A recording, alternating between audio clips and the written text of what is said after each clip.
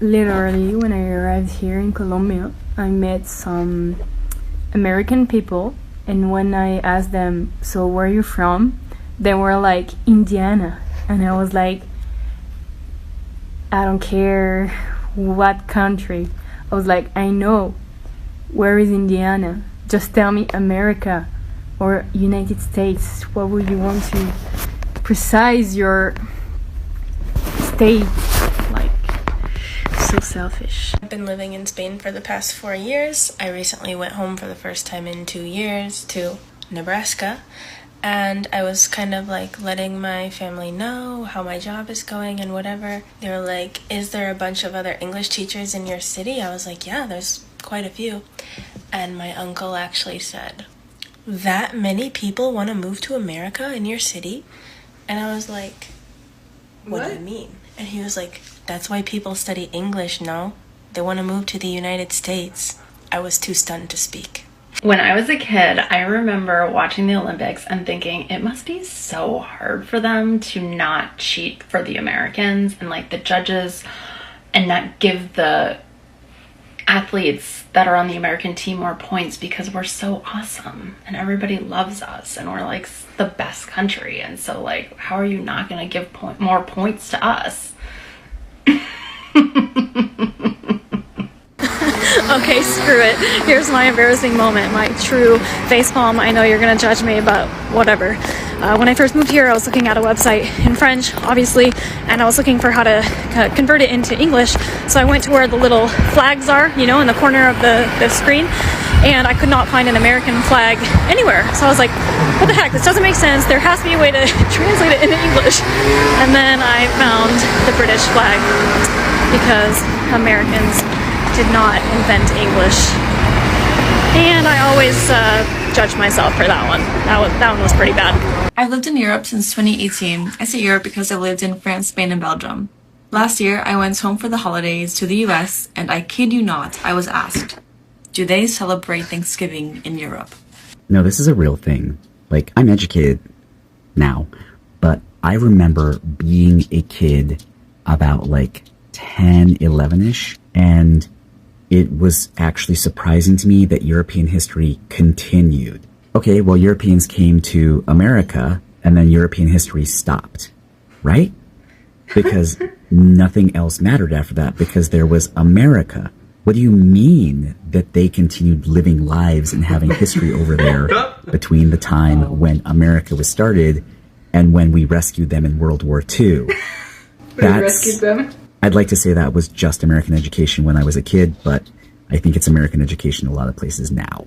So being that I am a U.S. immigrant living in Costa Rica, I hear stories all the time from Costa Ricans who like work for call centers, and they tell me the most horrendous stories, which it doesn't surprise me that we people from the U.S. have the audacity. But I am now starting to collect my own stories because I am now on the phone with people from the US all day as a travel consultant for a Costa Rican-based travel agency. And one of my very first clients that I ever got on the phone said to me, who happened to be from the great state of Texas, now listen, darling, I don't like foreigners much. So when I get there, I want to make sure that I'm not around foreigners. What? I said, sir, I think you might be confusing Costa Rica with Florida. Florida is lovely this time of year.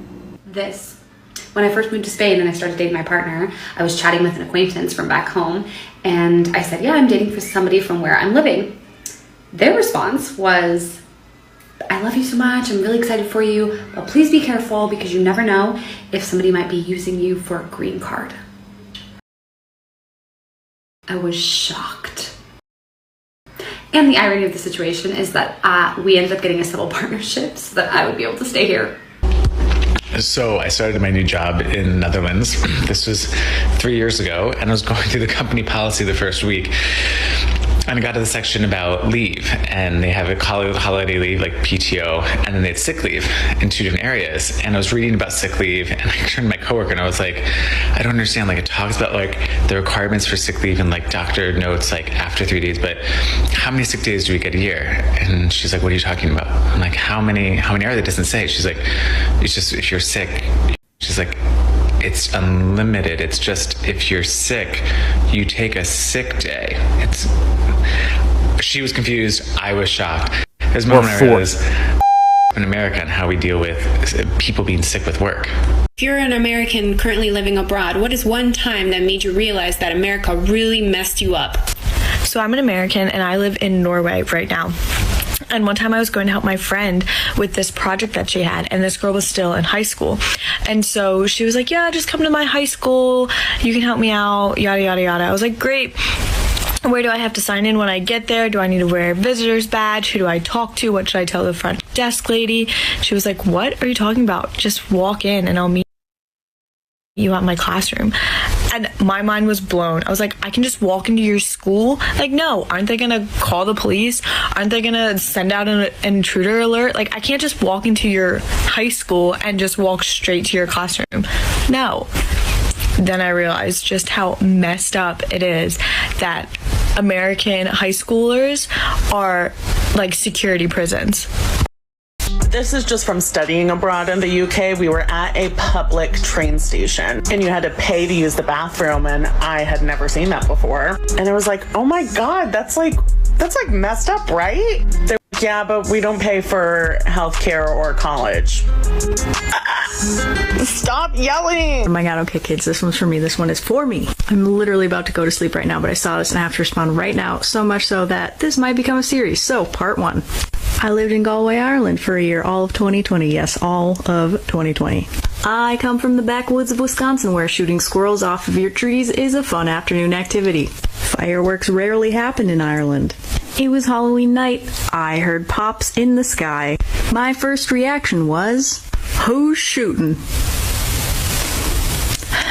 Obviously, no one was shooting a gun. My neighbors were celebrating Samhain, the Irish tradition of Halloween. Come back for part 2. I have so much more to tell you. Bye. So when I was a teenager, I went out of the country one time to go on vacation to the Bahamas, and we were staying at this resort, and it happened. I caught a virus that was going around the resort, and then I had an allergic reaction to the virus, and I couldn't really breathe, but the on-site paramedic had already left for the day, so the hotel concierge took us to the hospital in his van and just told us to call when we were ready to head back. So we go to the hospital, I get treated, and as we're leaving, my mom tries to give them her insurance card, and she's telling them, like, I'm so sorry, we've never been out of the country before, I don't know how to do this. They told her, like, oh no, you just keep that, we don't take insurance here. And the look on my mom's face was terrified, like, oh my God, we're gonna have to sell our house, terrified. This was when they realized we were Americans, and they were like, oh no, don't panic, you must be American, we have universal health care here, you just need to pick up your medicine in the lobby, you're fine.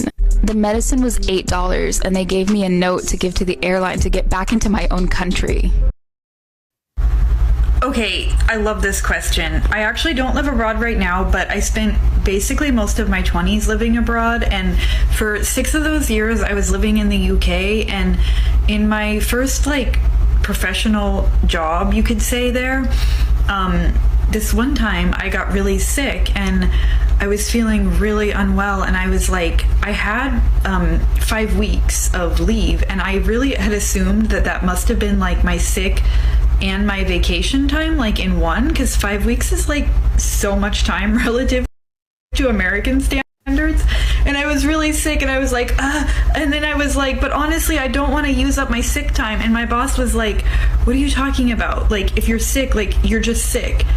And I was like, but I only have, I don't want to use my time. And she was like, no, you're just sick. And I was like, wait, holy shit, really? So I've been living in Italy for about 11 years now, 12 years. And I moved here to be with my husband.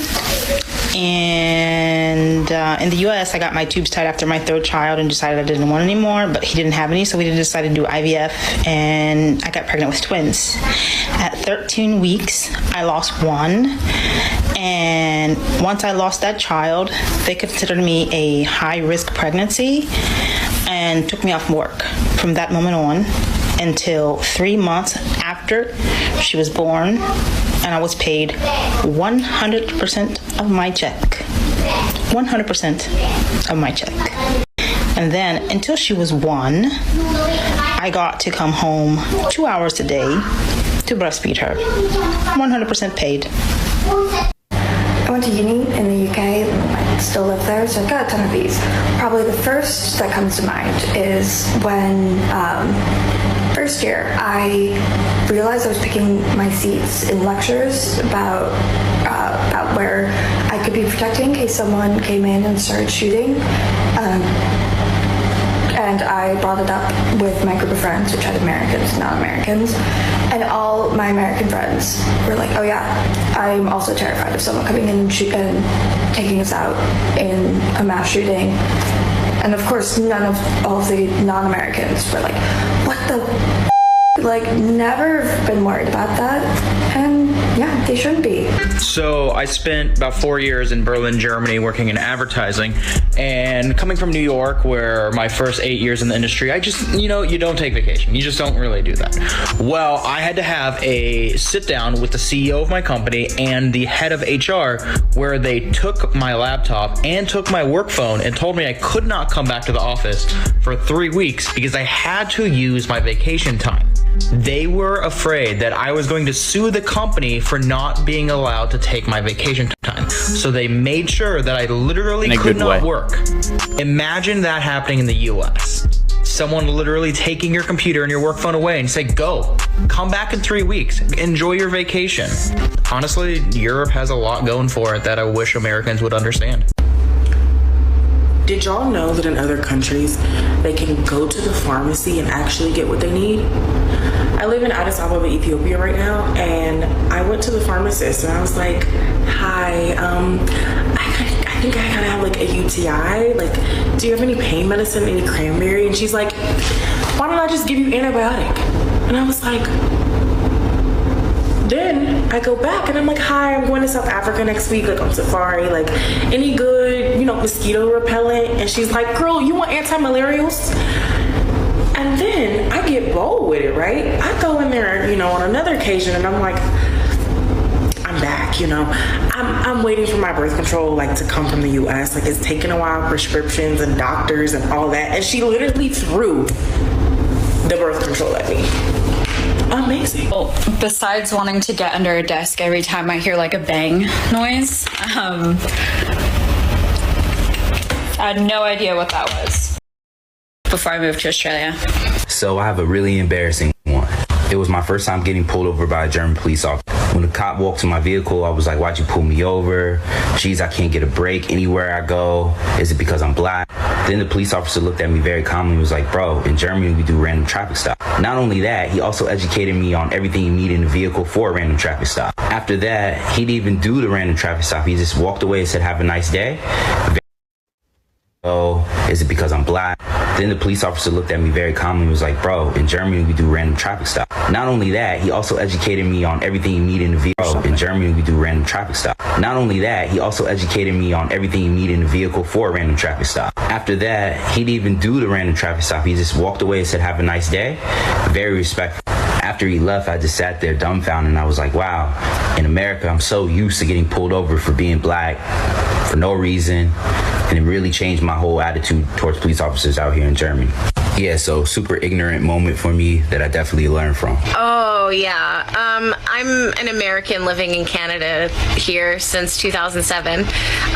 When I went to school, my schools had security guards. They don't have that in my son's school. They don't have that in my son's school. My son does not have a security guard. They used to break up fights.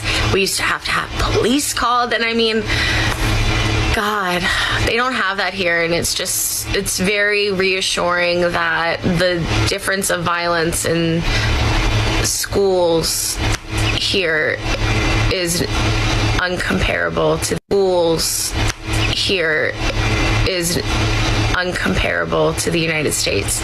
And I wish it was better. I wish it was different for everyone back home. And here, difference of violence here, and it's police called, and I mean, that the difference of violence in schools here is uncomparable to the United States. And yeah, I wish it was better. I wish it was different for everyone back home. What is one time that made you realize that America really messed you up? So when I was a teenager, I went out of the country one time to go on vacation to the Bahamas, and we were staying at this resort. Shit happened. I caught a virus that was going around the resort, and then I had an allergic reaction to the virus, and I couldn't really breathe. But the on-site paramedic had already left for the day, so the hotel concierge took us to the hospital in his van and just told us to call when we were ready to head back. So we go to the hospital, I get treated, and as we're leaving, my mom tries to give them her insurance card, and she's telling them, like, I'm so sorry, we've never been out of the country before, I don't know how to do this. I told her, like, oh no, you just keep that, we don't take insurance here. And the look on my mom's face was terrified, like, oh my god, we're gonna have to sell our house, terrified. This was when they realized we were Americans, and they were like, oh no, don't panic, you must be American, we have universal health care here, you just need to pick up your medicine in the lobby, you're fine. The medicine was $8, and they gave me a note to give to the airline to get back into my own country. Living abroad, what is one time that made you realize that America really messed you up? Oh my gosh, such a great question. I have so many. The one that sticks out of my mind right now is the first time I celebrated the 4th of July, and the Kiwis were like, oh, happy 4th of July. And I'm like, yeah, suckers. We broke away from the Queen a long time ago, and we have freedom and blah, blah, blah. And they were like, hold on. What freedoms don't we have? And why is it bad that other countries work together to protect each other and help each other? And America's always talking about freedom, and what freedoms do you have that we don't have? And I was like, hold up. All this rhetoric that I was told my whole life, the land of the free, we need to fight for our freedom, and it's such a value in the American society. And think about how many countries are just as free. Where does this freedom value come from? I mean, it came back from the Revolutionary War, but hello, there's a lot of countries that are free. If you're an American currently living abroad, what is one time that made you realize that America really... So, I live in Estonia, and I remember the first year that I moved here, it was around the beginning of December, and I remember hearing, like, gunshots, like, really loud gunshots, like, and a lot of them. So, me, being from Brooklyn, I immediately think that there's some crazy shootout going on outside. So I go and I look out the window, and sure enough, it's fireworks. Fireworks are kind of, sort of illegal in New York City, so I was used to just automatically assuming that it was gunshots. Yeah, that's kind of when I realized that America's kind of messed up. Currently living abroad, what is one time that made you realize that America really messed you up? Did y'all know that in other countries, they can go to the pharmacy and actually get what they need? I live in Addis Ababa, Ethiopia right now, and I went to the pharmacist and I was like, hi, I think I have like a UTI, like, do you have any pain medicine, any cranberry? And she's like, why don't I just give you antibiotic? And I was like, then I go back and I'm like, hi, I'm going to South Africa next week on safari. Like, any good, mosquito repellent? And she's like, girl, you want anti-malarials? And then I get bold with it, right? I go in there, on another occasion and I'm like, I'm back, I'm waiting for my birth control, like, to come from the US. Like, it's taken a while, prescriptions and doctors and all that. And she literally threw the birth control at me. Amazing. Currently living abroad, what is one time that made you realize that America really messed you up? So I live in Romania, and I feel like the most astonishing thing to me when I moved here was how easy it is to find someone to go out with, to go out and have drinks with, to go out and have dinner with. Any given day, somebody wants to go out. Whereas in the US, I feel like we're all so stressed out and miserable that we just want to stay home. Currently living abroad, what is one time that made you realize that America really messed you up? Just one? Tells you anything abroad for a year. I'm on year 10. Yeah. Essentially, what I learned was me living, traveling, and working around the world was easier and cheaper than me just living in the US. So why would I go back to the US to live and spend more? Back to the US to live and spend more when I can travel and live in other countries and spend less? American currently living abroad, what is one time that made you realize that America really messed you up? So I'm an American and I live in Norway right now. I helped my friend with this project that she had, and this girl was still in high school. And so she was like, yeah, just come to my high school, you can help me out, yada yada yada. I was like, great. Where do I have to sign in when I get there? Do I need to wear a visitor's badge? Who do I talk to? What should I tell the front desk?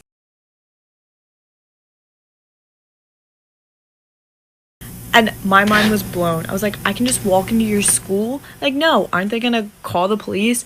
Aren't they gonna send out an intruder alert? Like, I can't just walk into your high school and just walk straight to your classroom. No. Then I realized just how messed up it is that American high schoolers are like security prisons. Time that made you realize that America really messed you up. So I spent about 4 years in Berlin, Germany, working in advertising. And coming from New York, where my first 8 years in the industry, I just, you don't take vacation. You just don't really do that. Well, I had to have a sit down with the CEO of my company and the head of HR, where they took my laptop and took my work phone and told me I could not come back to the office for 3 weeks because I had to use my vacation time. They were afraid that I was going to sue the company for not being allowed to take my vacation time. So they made sure that I literally could not work. Imagine that happening in the US. Someone literally taking your computer and your work phone away and say, go, come back in 3 weeks, enjoy your vacation. Honestly, Europe has a lot going for it that I wish Americans would understand. Brad, what is one time that made you realize that America really... Oh man, I got so many stories. As you may know, I'm an American living in Italy, and there have been so many times I'm thinking, oh my god, America is so messed up. Most recently is when I gave birth to my daughter. So I decided to give birth to my daughter here in Italy, and basically before you give birth, they recommend that you meet up with an anesthesiologist. Even if you don't want the epidural beforehand, they recommend you do so just in case, like an emergency, you really want one, or etc. So I didn't even end up getting the epidural, but I had to pay for the meeting, and I'm thinking, oh no, how much is this meeting gonna cost? It was 30 euros. 30 euros is the equivalent of maybe, let's say, like $40. And also too, I stayed in the hospital for 3 days, got completely taken care of, and I didn't pay a cent. A cent. What is one time that made you realize that America really messed you up? I was working as a teacher in South Korea, and a lot of students actually have these little box cutters to cut stuff. I was kind of concerned that these were allowed in school because I was scared that people were going to stab each other. What is one time that made you realize that America really messed you up? So just for a little context, I live in Latvia now, but when this happened to me, I was working in the UK as a bartender. And my coworkers and I were talking about gun violence in the US, and they were kind of making jokes like, oh, I'm surprised you graduated and you didn't get shot first, and stuff like that. And I guess I was trying to defend it, so I was saying, it's not as bad as the news makes it seem. I only know one school that had an active shooter and had to go into lockdown, and, for me, I only had one gun threat in high school, and it was just a threat. And one when I was in elementary school. And then my coworkers kind of looked at me like, what? You think that's normal? And I was like, yeah. What is one time that made you realize that America really messed you up? I first started school and asked them when we have our first training for school shootings, and they asked me, what is that? I walked into a supermarket and I was confused as to why there weren't any guns on the shelves. When I went on a walk with my friends and they wanted to walk over someone's farm because it was a shortcut, and I said I didn't want to go because I was afraid of getting shot, and they looked at me like I was crazy. When I saw police cars driving up and I realized that nobody besides me was scared shitless. When I watch political talk shows and they're actually having a conversation and discussing an actual topic instead of talking over each other and insulting each other. When I noticed that over here nudity and sexual expression was seen as natural and normal while violence is talked down upon, when in the States violence is everywhere and nudity and sexuality are taboo. And currently living abroad, what is one time that made you realize that America really messed up? I'm a U.S. citizen currently living in Costa Rica. I'm careful about the use of the word American since the Americas are continents. Anyway, I have so many examples of how the U.S. fucked me up, specifically Florida. We got to Costa Rica the second weekend in November, obviously still deep in the throes in the US with COVID. And coming from Florida, where there's so many anti-maskers and COVID deniers, it was surreal to go to these establishments here where everyone's following the Ministry of Health's rules. There's hand washing stations outside of every establishment. There are people taking your temperature to go into grocery stores and certain restaurants. You distance. Everyone is compliant with masks. And I found myself so defensively postured, ready to argue because I had gotten into so many arguments in Florida with anti-maskers and COVID deniers. It's amazing when people don't politicize a virus. That made you realize that America really messed you up. When I lived in Paris, my period changed because there wasn't as much hormones in the food. If you live abroad for any length of time, your period will also become different over time and revert when you return. American currently living abroad, what is one time that made you realize that America really messed you up? So for me, it was a few different times all while I was living in Australia. The shootings that we have here in the States, my boss came to me and he was like, "Are you okay? How are you feeling? Do you need some time off?" And I was like, "Why?" And he was like, "Because I heard about the shooting that happened back in the States."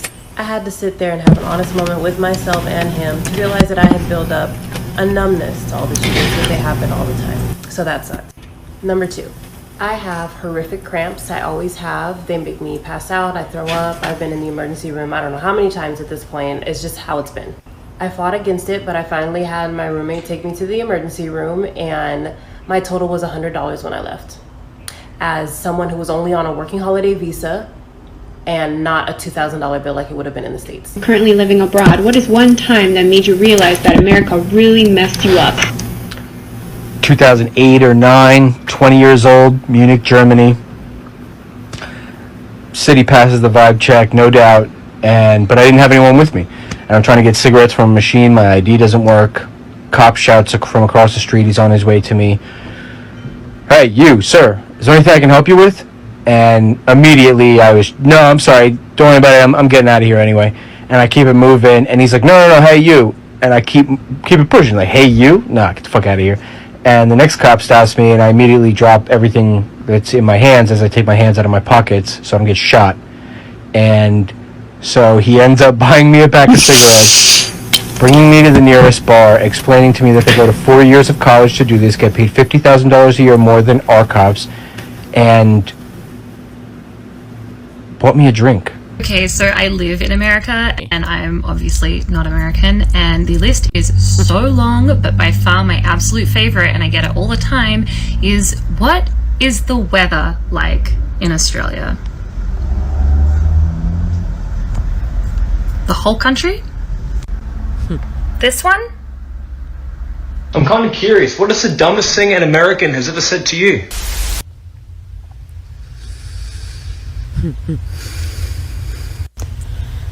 I was in an Uber.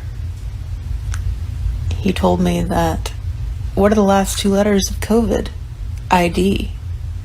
There's microchips in the vaccine, and there's your proof. He continued to say, COVID-19, first letter of the alphabet is A, 9th letter is I, AI. They're turning us into robots. He also said that the vaccine is full of dead babies, aborted babies, and he doesn't want to be injected with a black girl baby.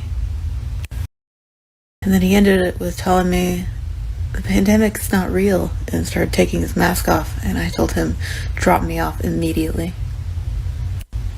He accused me of not being able to handle the truth. I'm a customer service agent, and an American guy had called in. We quickly started talking, and I mentioned that I was from Cape Town. He tried to mention a few places in Cape Town that he could remember. So he mentioned Table Mountain, and he started talking about the animals that we have, you know, like the lions that roam the earth. And then he quickly said that he can remember that we had a natural disaster called apartheid. At first I thought he was talking about the ocean, but then I realized that he thought apartheid was a natural disaster. So I quickly moved the conversation away from that topic, and I asked him if I could further assist him on his account, because What? In middle school, like 7th grade, 6th grade maybe, and a student peer of mine said, aren't Jewish people extinct? Me, a Jew. I saw another video that had the same answer as this, but it happened to me, so I'm going to let you know.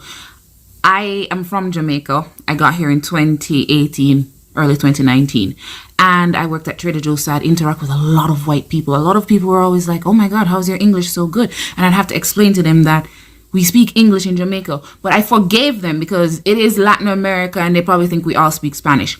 But I remember one time this old lady that was always friendly with me, always used to cash out at my register. One day she said to me how we got around in Jamaica, and I was genuinely confused. Like, what do you mean, how do we get around? She's like, you know, if we use cows and donkeys. Oh my God. And I was like, no, we drive cars. And she goes, there are roads there? And I go, yeah, like paved streets. And she goes, oh my God. This is quite possibly the best thing that's ever happened to me, and I will tell this story any chance I get. So we're in Costa Rica and we're playing volleyball with a big group of Europeans. All of a sudden one of them scores and he goes, Kobe Bryant. So I want to say I'm Native American of the UMA. But we all know who you mean by American. So a while back, a few months ago, this American asks me, why do me and my son have long hair, right? Since we're boys or whatever, and I was like, we're Native American or of the Yomi tribe, and he goes, no. I was like, excuse me. He goes, Native Americans are extinct. We call them. I'm like, are you serious? And I noticed he had a bag from the Desert Diamond Casino, and I go, who do you think runs the casinos? And he kind of looks at me with a blank expression. I'm like, we're not all dead. Dumbass. Oh, excuse me. Maybe I shouldn't have said that. So the story still continues because we just had a day full of really dumb comments, and it was my friend's birthday and we ended up being at Tao for dinner.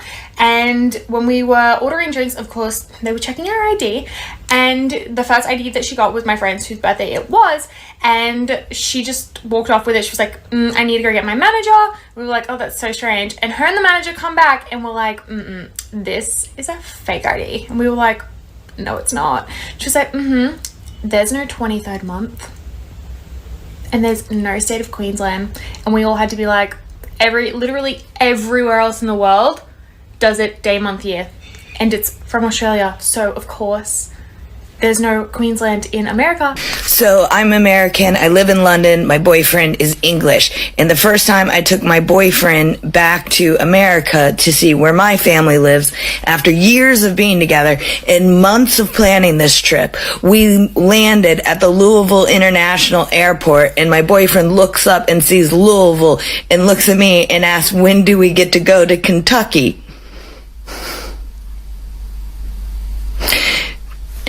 Don't make fun of us all the time for not knowing where your towns and cities are. That's hypocritical. Okay, so I was born in Venezuela, but I grew up in the US, and my parents and we've gotten asked if we have cars, elevators, traffic lights, fast food restaurants, sidewalks, houses and apartments in Venezuela. Yes, we do. Why wouldn't we have those things? I don't understand, but okay. My dad told me this funny story of how in the 70s my uncle dated this American girl and they lived together in an apartment in Chicago. And apparently she thought that in Venezuela people didn't have kitchens.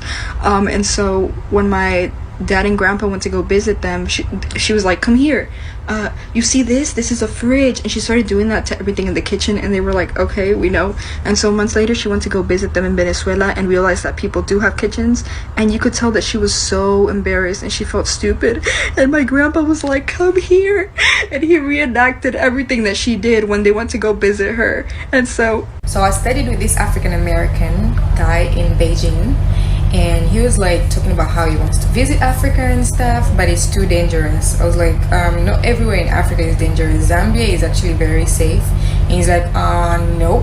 The last time I checked, you guys are always burning each other, always have wars and kill each other. I'm like, what is this nigga talking about? Like, literally, hold on, check this out.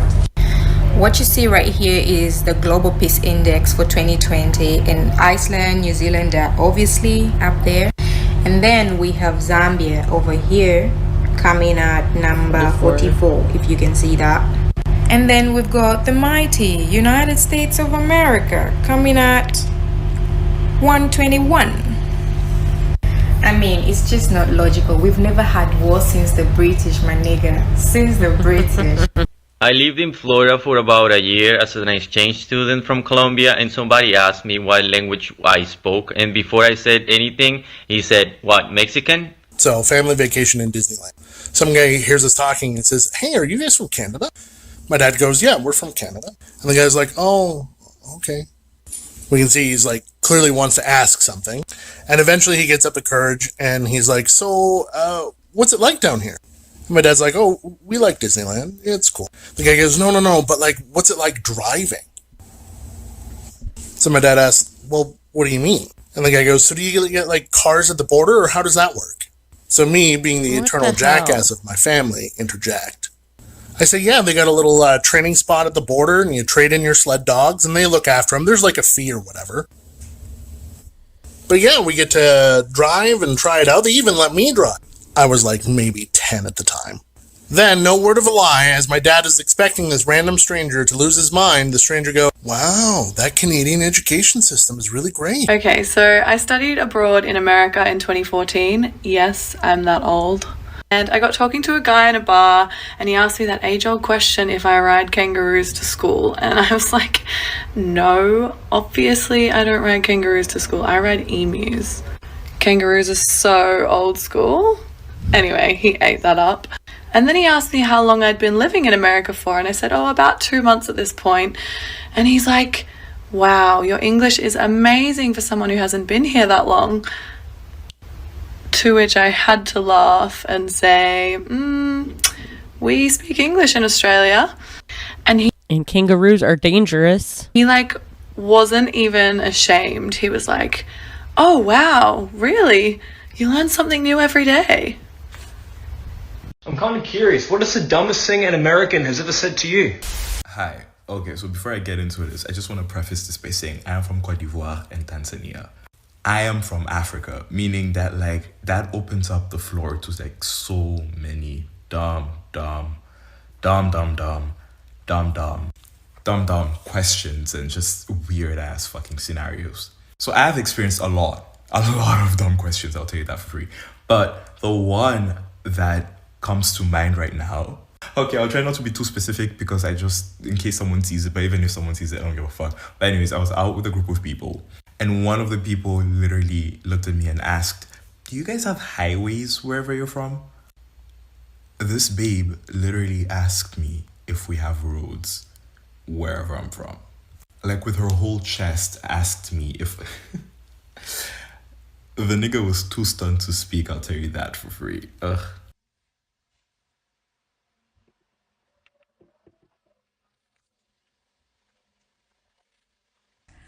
My history teacher told me that British colonialism was a good thing in India because they gave us coffee and paved roads.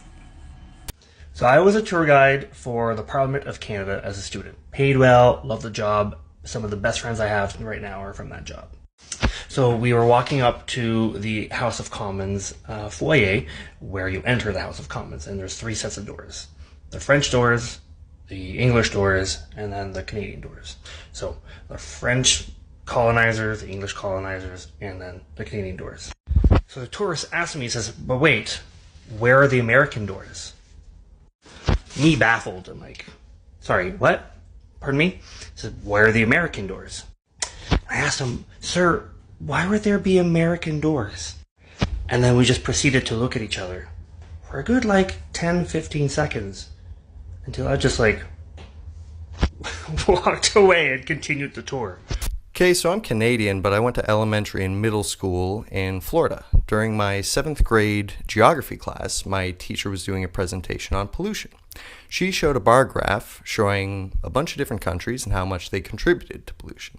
As you may expect, US and China was way at the top. But there was a piece of the graph showing how little Canada contributed.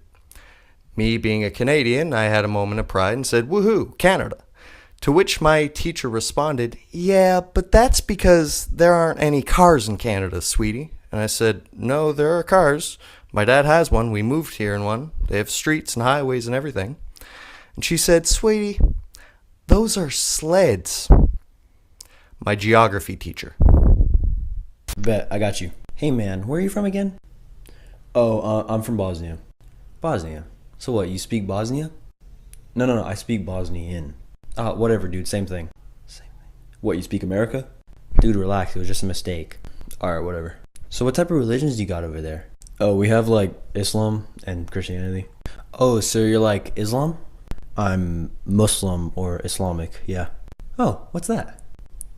Get this. Muslims are the people of Islam. Oh, my bad, man, I didn't know. But it must suck not to eat pork, right? I really don't care. Oh, have you read the Bible? Nah, I already told you I'm Islamic. Uneducated. What? What? What? There was a Haitian kid in my class and they said, "Hey, Biko, you're from Kenya. They're from Haiti. So y'all both from Africa, right?" Someone said I don't count as African American because my family is from Africa and I was born in America. I've had someone legitimately tell me, if they didn't want to be slaves, why didn't they fight back? Once people found out that the darker the color, the more heat it absorbs, it was pretty much over for me every summer because someone was going to call out the fact that, "Oh, you're really dark, so you must be really hot right now." People ask me if I speak African a lot. No matter what the athletic accolade I get, someone is going to say it's because I'm black. No, seriously, they're just going to be like, "Oh, you're dark skinned. Of course you're the fastest on the team." Okay. Stupidity is in no way a specifically American trait, but when Americans do it, damn, they do it well. So I'm Canadian, and I was working down in California about a decade ago, and we all went out to this bar one night, and I met this guy, and we were talking, and I told him I was Canadian, and he dead-ass looks at me and says, "No, you're not. We look the same." Like, I'm Canadian, I'm still fucking white? I think he thought it was like a South Park kind of situation. No, friend. Sorry, buddy. Not your guy. Pal. There's just too many stories, but literally anytime it has to do with the pronunciation of an Indian word, I'm the one who's being corrected. Like ashwagandha and Himalayas, it's Himalayas, and it's ashwagandha. I feel like every time I tell people this, they're like, I'm like, and I just give up. I just give up now. But yeah, literally anytime I have tried to pronounce the actual word, Americans have fought me on it and been like, "That's not the way you pronounce it, it's Himalayas." Or yeah, whatever. So I'm Swiss and Luxembourgish, but I went to the States for university, more specifically Los Angeles, so I have so many of these because people are fucking stupid out there. At least every 2 weeks I'd get asked if I spoke Swedish because I was from Switzerland. Classic. But then, every now and then I'd just be like, fuck it, I might try and say I'm from Luxembourg. Every time I said I'm from Luxembourg, it would be, "So, like, where in the UK is that? Where?" Oh, no, it's not in the UK. But, okay, where in Germany? Sorry, my bad. Not in Germany. Somewhere else. I don't know where Luxembourg is. Which country is it? It is its own fucking country. I know we're small, but we're important too, you fucking bitch. Alright, so I was in Pennsylvania, right, on a vacation. And we were visiting this Amish house with a guided tour and stuff. And at the end there was a little question round where we could all ask questions to the guide. And someone asks the question, do the Amish go to hospitals? And the guide answers, yes, they do go to hospitals. And then the next question is, how do they afford it? Well, yeah, the leader or whatever, I don't remember exactly, goes around 2 times a year to collect money from everyone. They pool that together, and when someone needs to go to the hospital, they take the money from that pool. And everyone taking the tour was standing there like, "Oh my god, that's so great, yeah, it's perfect." So I say, well, that's basically how it works in Europe. You pay your taxes, everyone pays their taxes, and if you need to go to the hospital, they take from that money and use it to pay the hospital. Which the guide looks extremely disgusted as she replies with, "That's socialism." So I know I'm American, but I'm going to get in on this one. I was staying at a hotel on the Strip in Vegas, and I was in the little convenience store just trying to buy a Diet Coke, and the couple in front of me that were from Australia were trying to just buy a pack of cigarettes. And after about 5 attempts, I knew the lady behind the register was never going to understand them. So I offered to them, do you want me to translate for you?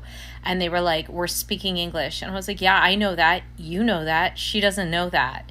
So they were like, yeah, fine. And so I translated for them. And then after they got their cigarettes, they kind of laughed and were like, thanks. And so when I was ordering my Diet Coke, she was like, that would have been so much easier if they spoke English. And I was like, yeah, they're from Australia. They were speaking English. And she goes, they don't speak English there. And I was like, don't ask. What do you think they speak there? And she goes, Australia in ish ease. The fuck? So the first and last time that I ever went to a frat party, I was wearing a beret, this beret, and I walk in, trans people, this and that, and this really, really drunk white girl comes up to me, and she's like, oh my god, I love your hat so much. Is it a sombrero? I was shocked, bamboozled, severely discombobulated, but I composed myself, and I say to her, no, it's not a sombrero, it's a beret, actually. And then she goes, oh my god, your accent, is that a British accent? Are you British? Oh my god, I didn't know that there are Mexicans in Britain. Firstly, I'm not Mexican. Secondly, why do so many Americans have this idea that there aren't any people of colour in the UK, so there aren't hundreds of British POC who are absolutely killing it on the world stage right now? But whatever, it's Americans, innit? Okay, so I'm Canadian, and I used to be working in finance as an advisor, and I had this older couple in my office, and I was doing their finances.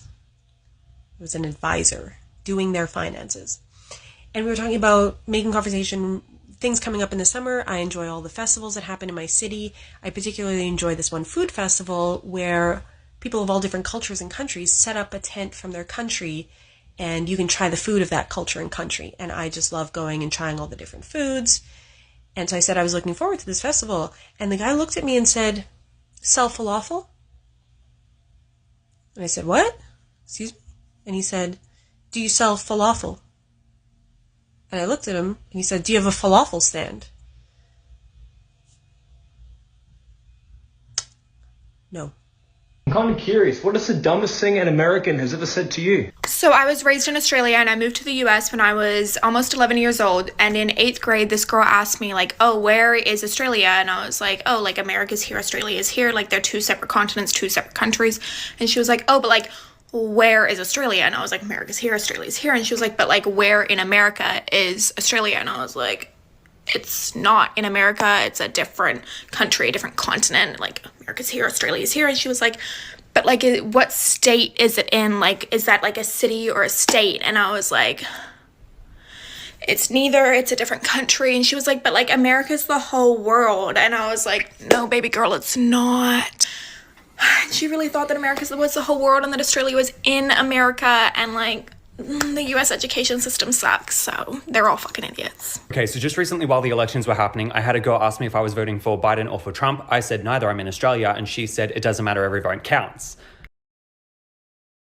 Explain to her that it's just her country voting, not the whole world. So this is when I was working in a bar in Edinburgh many years ago, and this guy kept on saying, this American dude was in, and he was like, you're not Scottish. You're not, well, he didn't say Scottish, he said Scotch. You're not Scotch, I'm a Scotch American, because my last name I saw on a clan map. And so that's how I know where my clan comes from. I've never seen your name on a clan map. I was born at the fucking Inverness General Hospital, you be dead. So when I was 20, I studied in Kyoto, Japan for 6 months. And during that time, I got a job in an Irish pub, because of course I did. And one day, this American man comes in, he's in his 40s, and whenever he hears my accent, he starts delivering this speech to everyone about how much he thinks he knows about Ireland. So here's me thinking I'm being friendly, and I was like, oh yeah, I can see why you would think this thing, but it's actually more like this. And he's like, well, you wouldn't really know because you're not really Irish.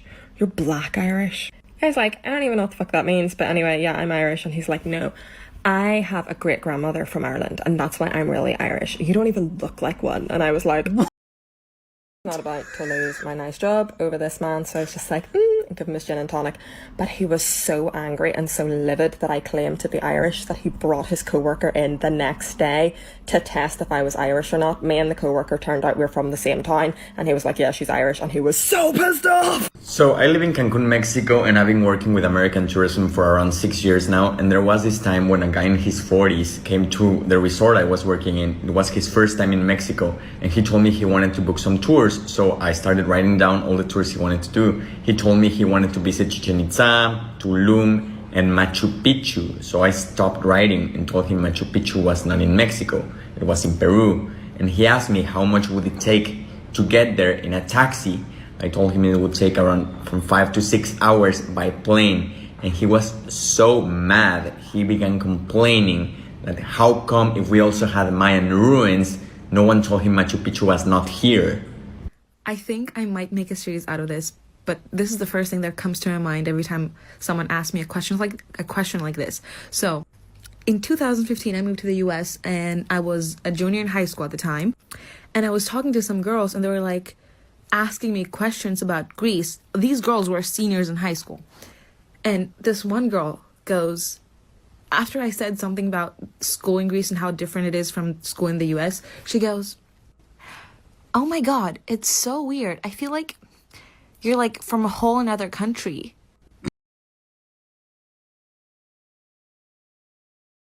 Because I am. And that was when I realized that education in the US is a scam. So I was in San Diego last year. I was at a service station just filling up the car with petrol. And I go up to the cashier and I'm like, "Oh yeah, just the petrol, thanks mate." And he goes, "Oh shit, is that an accent? Where are you from?" "From Australia." "Oh wow, that's like a really long way away. So did you fly here or did you drive here?" I flew? Yeah, it's probably a little bit too far to drive, isn't it? About this all the bloody time. What? Okay, so I tell this story like all the fucking time. But basically, I'm from Spain, which is in Europe, for those that don't know. And my senior year of high school, I was a foreign exchange student in Vegas, in Nevada. And I was in my math class, and this girl that was like white, blue eyes, blonde hair. And she comes to me, she's like, she says something like, "Is there a lot of people that look like me in Spain?" So I said, "Yeah, most people look like me, but there are some people that look like you because you're just blonde, blue eyes, like you said." And she was like, "Yeah, because you guys are not white," or some shit like that. And I was like, "I am white, like, hello?" And she was like, "Yeah, but not really white, but there's some white people because you guys were colonized." And I was like, honey, we are the colonizers. So I am from Italy, but I have lived and worked in the United States for a while. One day this guy comes up to me and he's like, "How do you become a mafia member?" And I'm like, "A mafia member? What?" And he was like, "Yeah, is there like an interview to do? Is there like someone you go to apply?" I was like, "Yeah, is there like an interview to do? Is there like someone you go to apply?" And I'm like, "What? Apply in the mafia?" This man, grown ass man, thought the was like being an assistant or a teacher or a doctor. Do you really think we have mafia universities here in Italy? Or do we just show up at the mafia boss being like, "Yo, dude, I want to work for you," and he's like, "Yeah, sure." Oh, I love your Chinese accent. I'm French, born and raised. I mean, no shade to Americans because I do dumb shit all the time. But I once had a lady comment on a post when I said, "Thank God it's Friday." And she said, "It's Thursday, hun." And I said, "No, in Australia it's Friday." And then she accused me of gaslighting her, to which I answered, "I'm going to blow your mind when I tell you that it's actually summer in Australia too, while you're in winter." And then she called me a terrorist. Okay, so true story.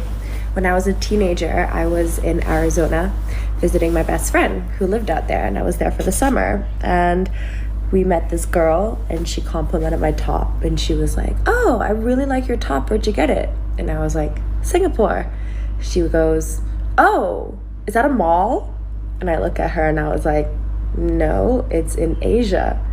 And I kid you not, she goes, "Is Asia a mall?" So first of all, I think I could probably make an entire series on this because I've been in America for a while and I've heard some pretty crazy things. When I went to high school, I went to boarding school in Utah, and on the first day we were in class and the teacher came in and went through roll, and as the teacher was going through roll, they told us that if you come from a country where English is not your first language, I'm going to write your name down and you're not going to get graded as harshly because we don't think it's fair. I'm thinking, wow, that's like really good for them, especially a couple of these students. They're struggling to speak English in the time that I've met them and talking to them. So it gets to me finally on the roll, and he says, Bailey. I said, yes, here. I'm from Australia. And he goes, Australia. And he turns around and writes my name down. I'm thinking, what's going on? Everyone starts kind of talking around. I'm like, shut up.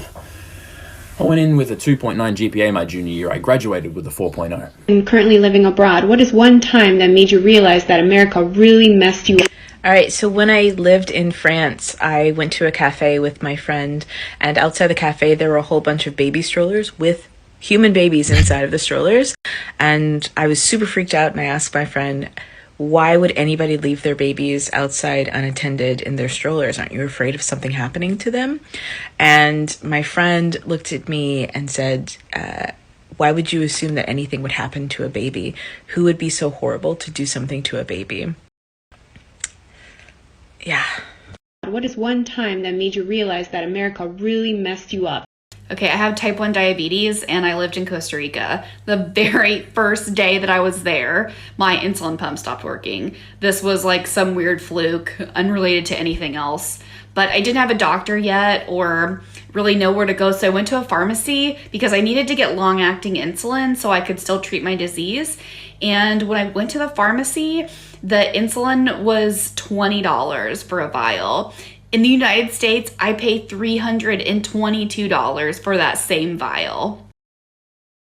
I also want to add that I got the insulin over the counter without a prescription. In the United States, I have to see my endocrinologist 4 times a year to get a prescription for a medication that keeps me alive. What is one time that made you realize that America really messed you up? So when we first got here, we had to go straight into quarantine. 2 weeks, no big deal. We thought everything was taken care of.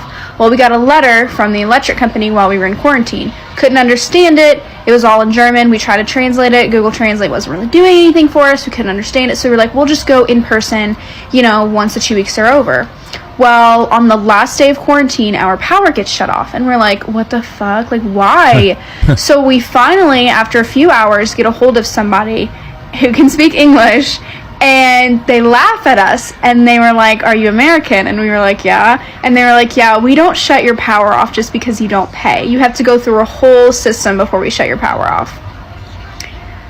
I've never been so embarrassed because we really were like, we'll pay anything, like please turn our power back on, and they were like, yeah, we don't shut power off here.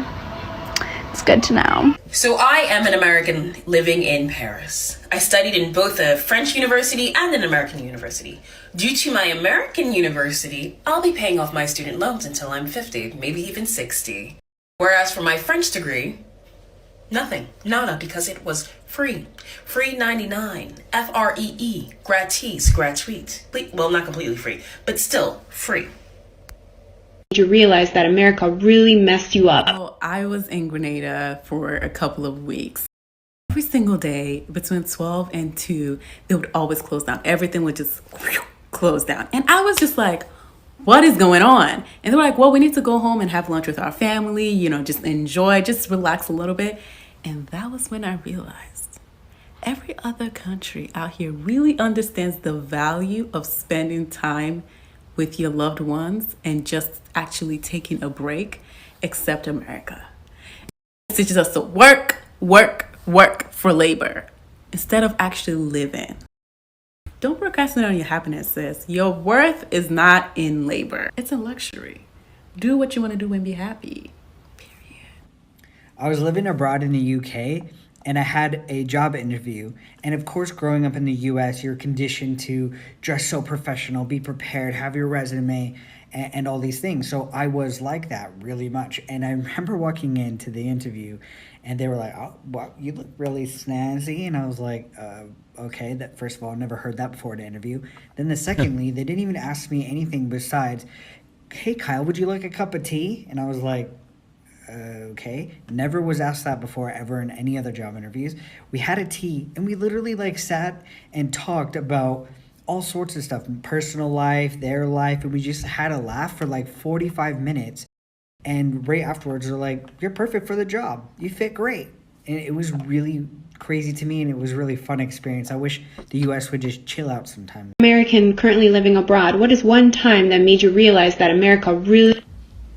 So I've been living in Italy for about 11 years now, 12 years. And I moved here to be with my husband. And in the U.S., I got my tubes tied after my third child and decided I didn't want any more, but he didn't have any, so we decided to do IVF, and I got pregnant with twins. At 13 weeks, I lost one. And once I lost that child, they considered me a high-risk pregnancy and took me off work from that moment on until 3 months after she was born, and I was paid 100% of my check. And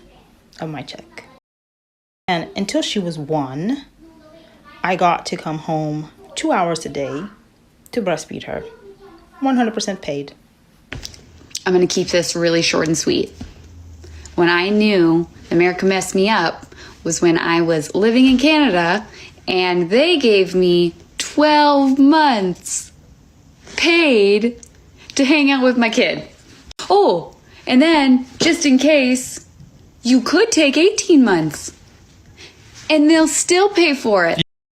And your employer has to give you your job back. Be real. But it is. When my grandfather was dying, we went to Scotland to go and see, him for one last time. And at one point, my grandfather had a prescription that needed picking up. So I pop out of the car, run into the pharmacy, and I've got my purse on me. I don't have very much money with me. I just didn't. And I went in and I'm just like, okay, I'm here to pick up for my grandfather. This is his name.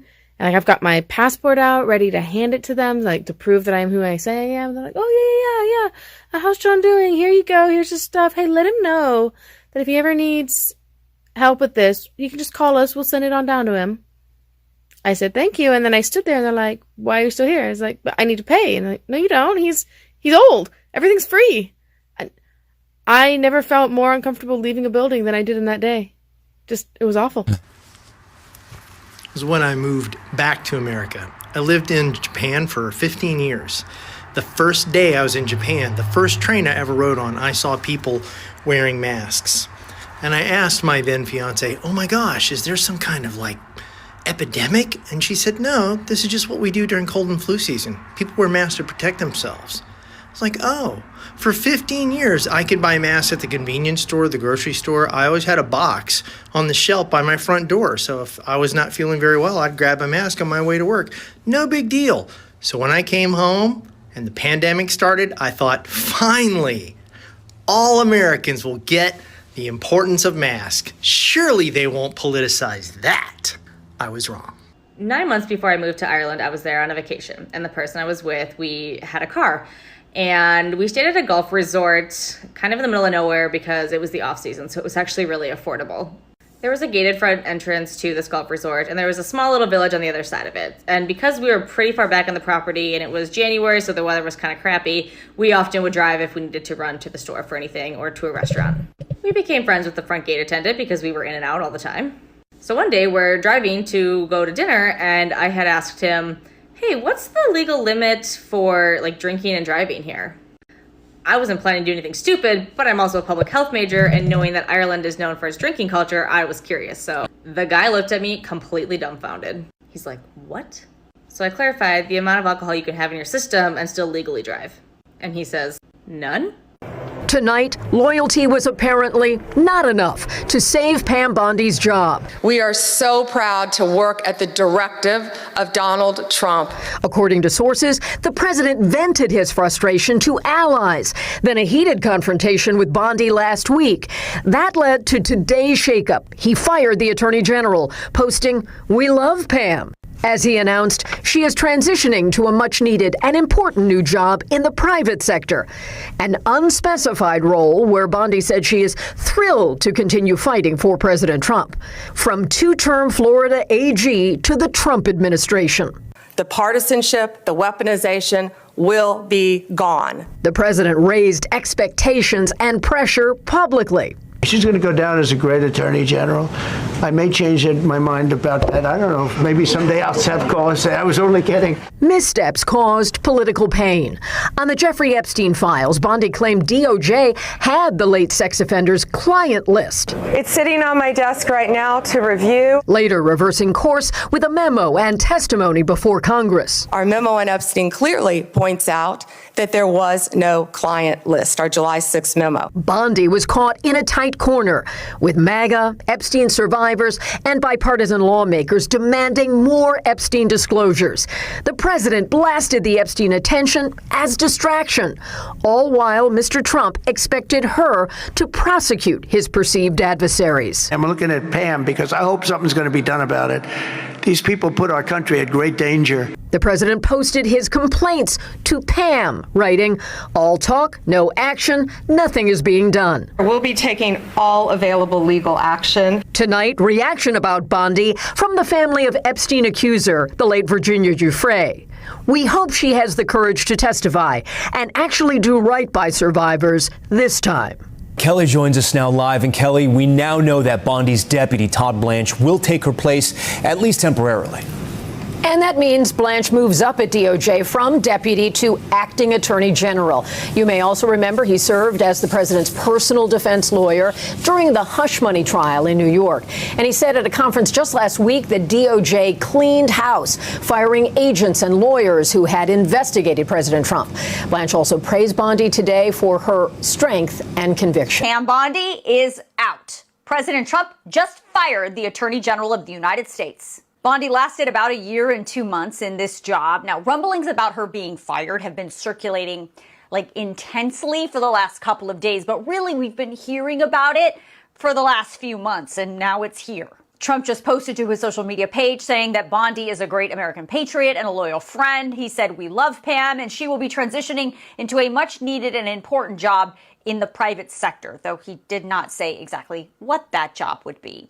Now, just yesterday morning, Bondi was with Trump at the Supreme Court oral arguments for birthright citizenship. And then yesterday afternoon, when Trump was asked by reporters if he was going to fire Bondi, Trump praised her, saying she's a wonderful person and she's doing a good job. But that didn't stop Trump from announcing her firing this morning. Now, here's the thing.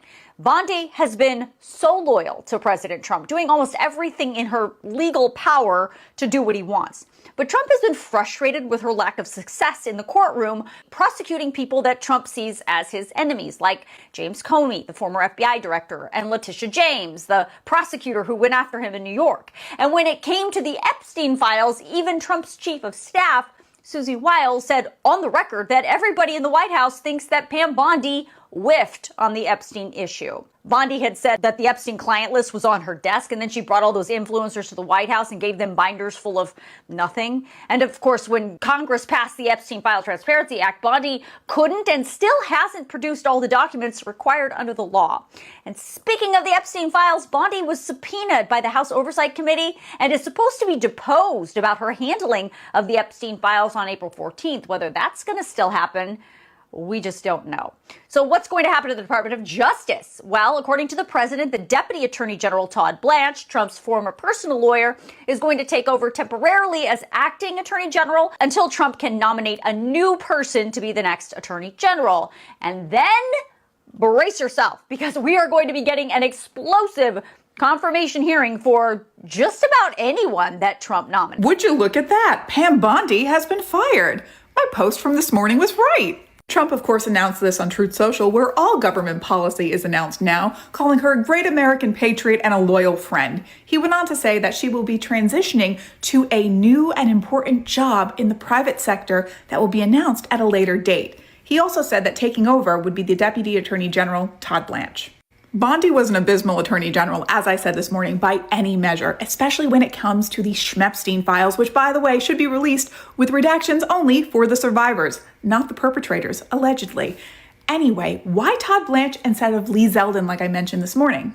As Deputy Attorney General, Todd Blanche is next in line, and the Attorney General would actually need to be confirmed by the Senate. So if Trump were to announce that he is putting forward Lee Zeldin to be the new Attorney General, that would have to go through a whole Senate confirmation hearing process and a vote. That takes time, and you need somebody leading the DOJ as acting Attorney General in the meantime.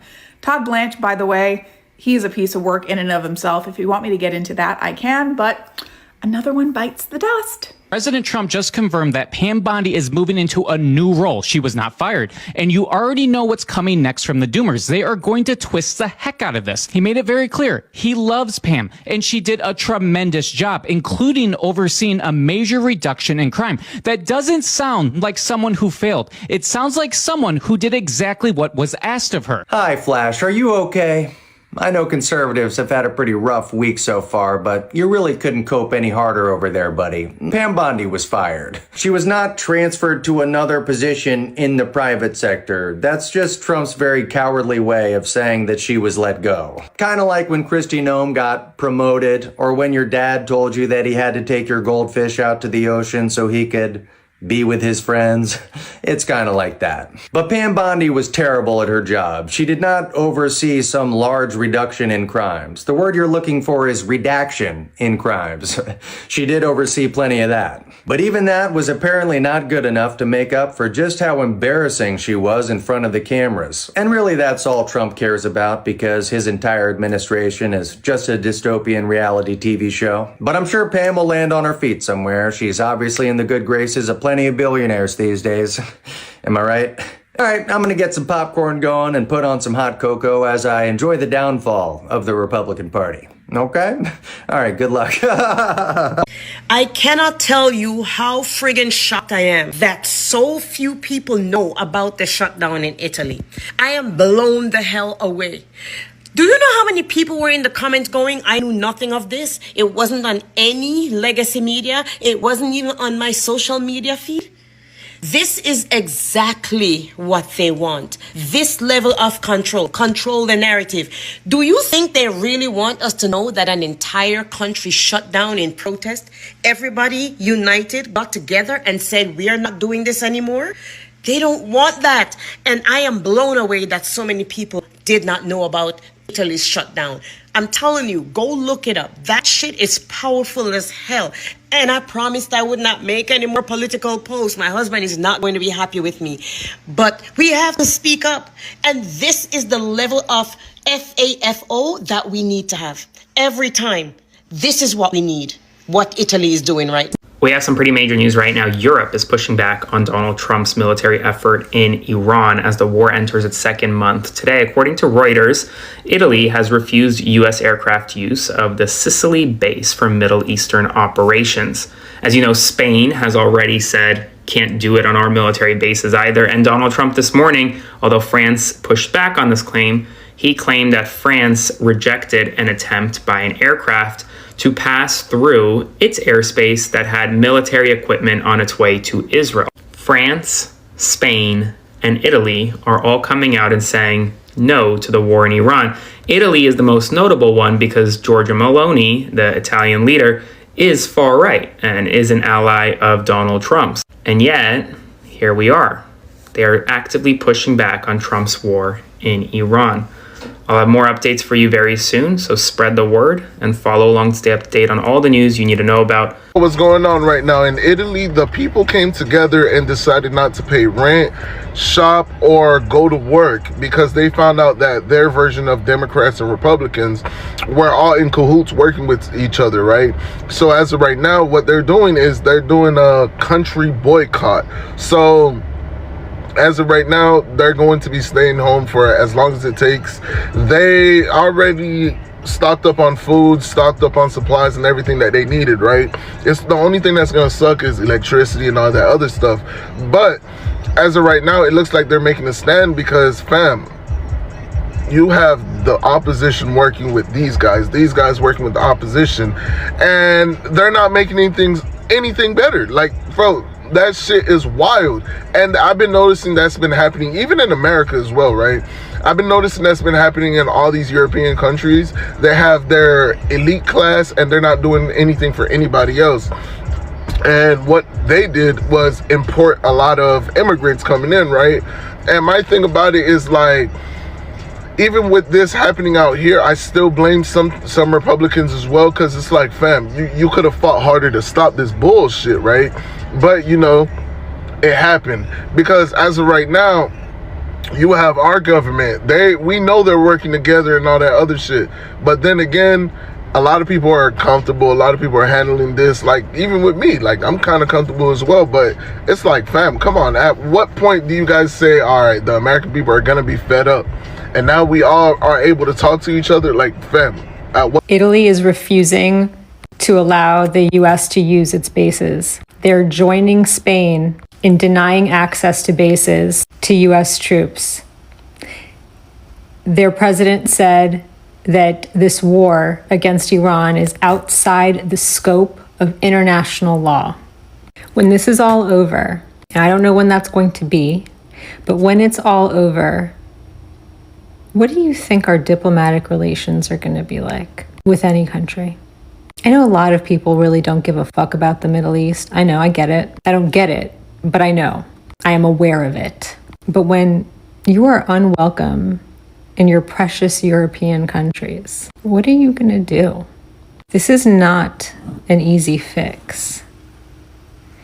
We have done so much damage to our reputation that I don't know that there's any coming back from this. We have proven to be rogue.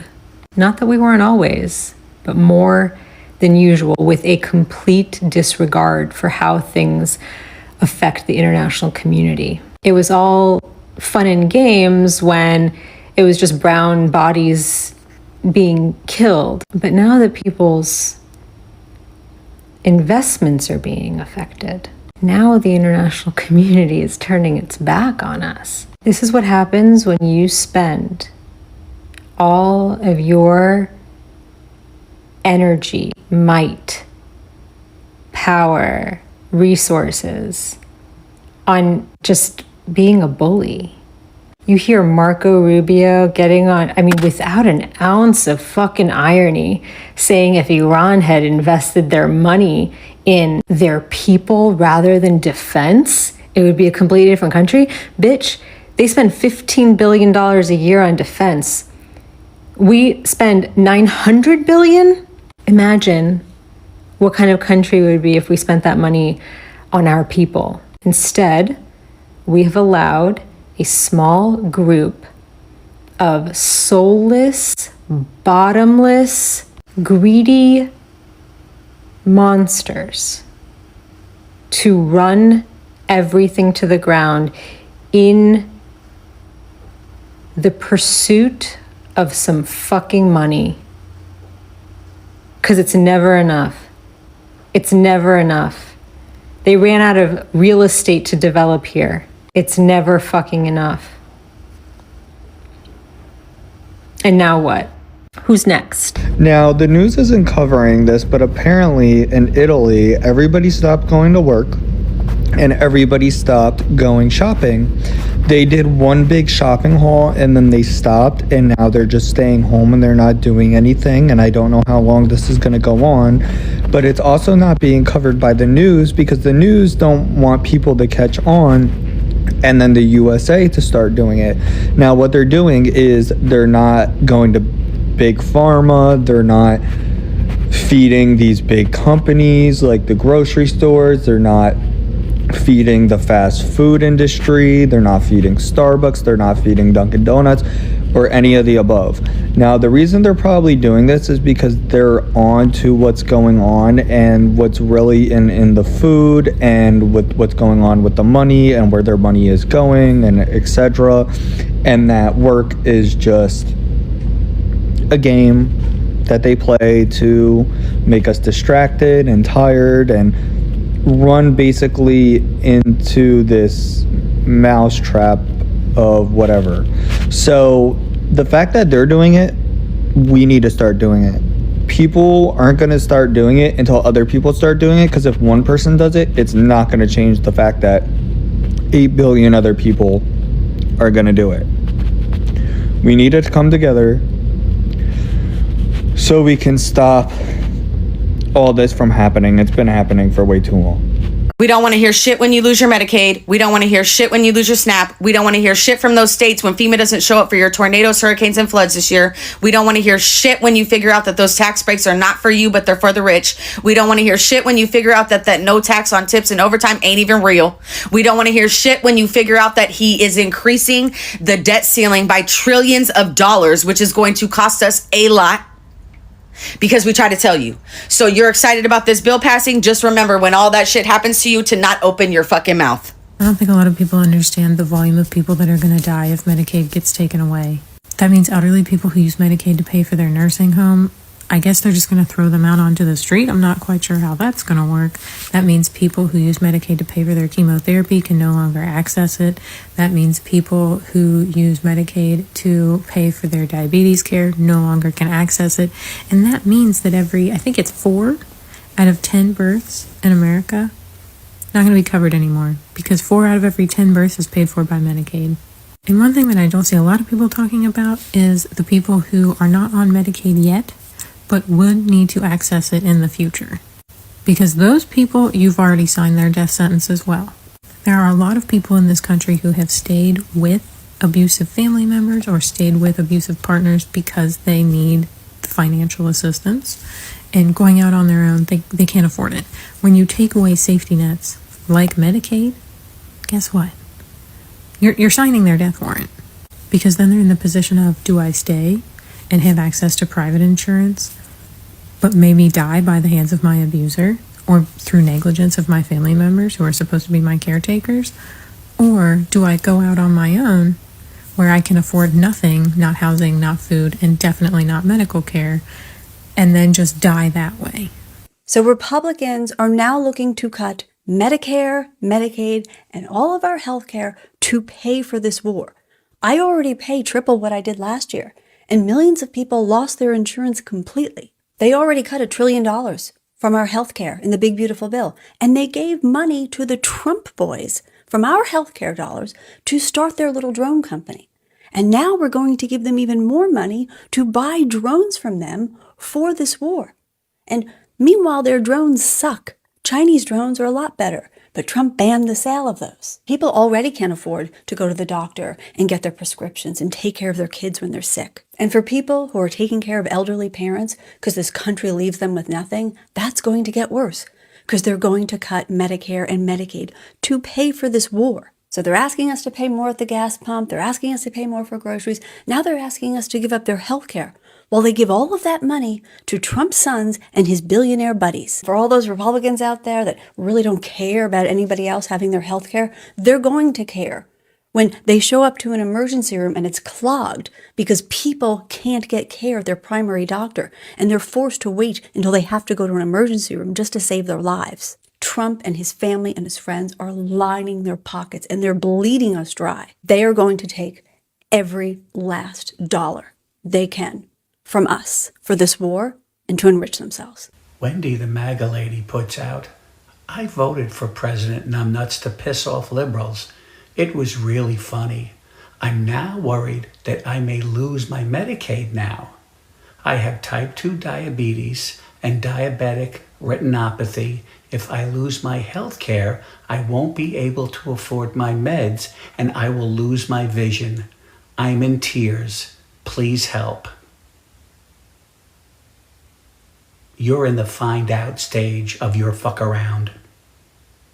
Thoughts and prayers. We voted for Trump because he promised while he was campaigning like 1,000,000 times that when he got into office, he was going to bring down prices, bring down grocery prices. The inflation has been high ever since COVID, and he promised he would bring that down. But it's obvious to me now that that was not true. Egg prices have skyrocketed. The bird flu is killing all the birds, and he doesn't seem to be doing anything about that. He's stopping disease communications from the disease centers in America, pulled us out of the WHO. Like, how does that help anything? And yeah, all he's been doing is taking away rights and freedoms, or trying to. He's not doing anything about the economy. So yeah, we totally regret our vote at this point. We've had a really tough time here in North Carolina. Half of my house got washed away in Hurricane Helene, and I applied for FEMA assistance and we got approved. But now Trump is canceling FEMA and emergency assistance to people. He's also canceled Medicaid for my children. I know they said they put a halt on his freezing of the funds, but the Medicaid portal is still not working, so we can't access anything for our children's health insurance. Barack Obama's, they expanded Medicaid to young, healthy adults. And so what the House has done, which I've been advocating for a long time, is if you're a young, healthy adult, you should be working, and you shouldn't be getting Medicaid and sitting at home just getting a government check. Now, I'm a Medicaid provider, so let's say we have a patient. Let's call her Mary. And Mary lives in a rural part of the country, and she works at her local grocery store as a checkout clerk. It's a minimum wage job. It offers no benefits, but she gets her health care through Medicaid. Now, times are hard, and her grocery store got hit particularly hard by tariffs and supply chain issues, so they have to lay Mary off. Now, Mary is scrambling to find a job so that she can stay eligible for Medicaid. But unfortunately, a lot of people in her small town got hit by these layoffs, and there really isn't much work to be had. And the nearest town with work is about a 35-minute drive away, but unfortunately, Mary doesn't have a car, and the public transportation system in her town is particularly dismal. So she keeps trying to find work, but unfortunately during this time she loses access to Medicaid, which means she loses access to her primary care doctor, her specialist, and the ability to get medications. And without those things, Mary's health starts to deteriorate, and she's in and out of her local emergency room with flare-ups of her diseases. And now she's racking up tons of medical debt. As Mary's health continues to decline, she realizes that she can't really stand for prolonged periods of time because of her rheumatoid arthritis, and she realizes that being a checkout clerk is no longer going to work, so she looks for other jobs, more sedentary jobs like a receptionist, but unfortunately a lot of those jobs require prior experience, which Mary doesn't have, so she doesn't get hired for those. She tries to apply for disability and then volunteer and do some community service so she can get access to Medicaid and her health care again. But unfortunately, the process to do this is very bureaucratic. There's tons of red tape. It's confusing, and a lot of it requires access to either a smartphone or the internet, both of which Mary lost access to because when her services got cut off, she couldn't pay the bills. She had to choose between her utilities and food, and Mary chose food.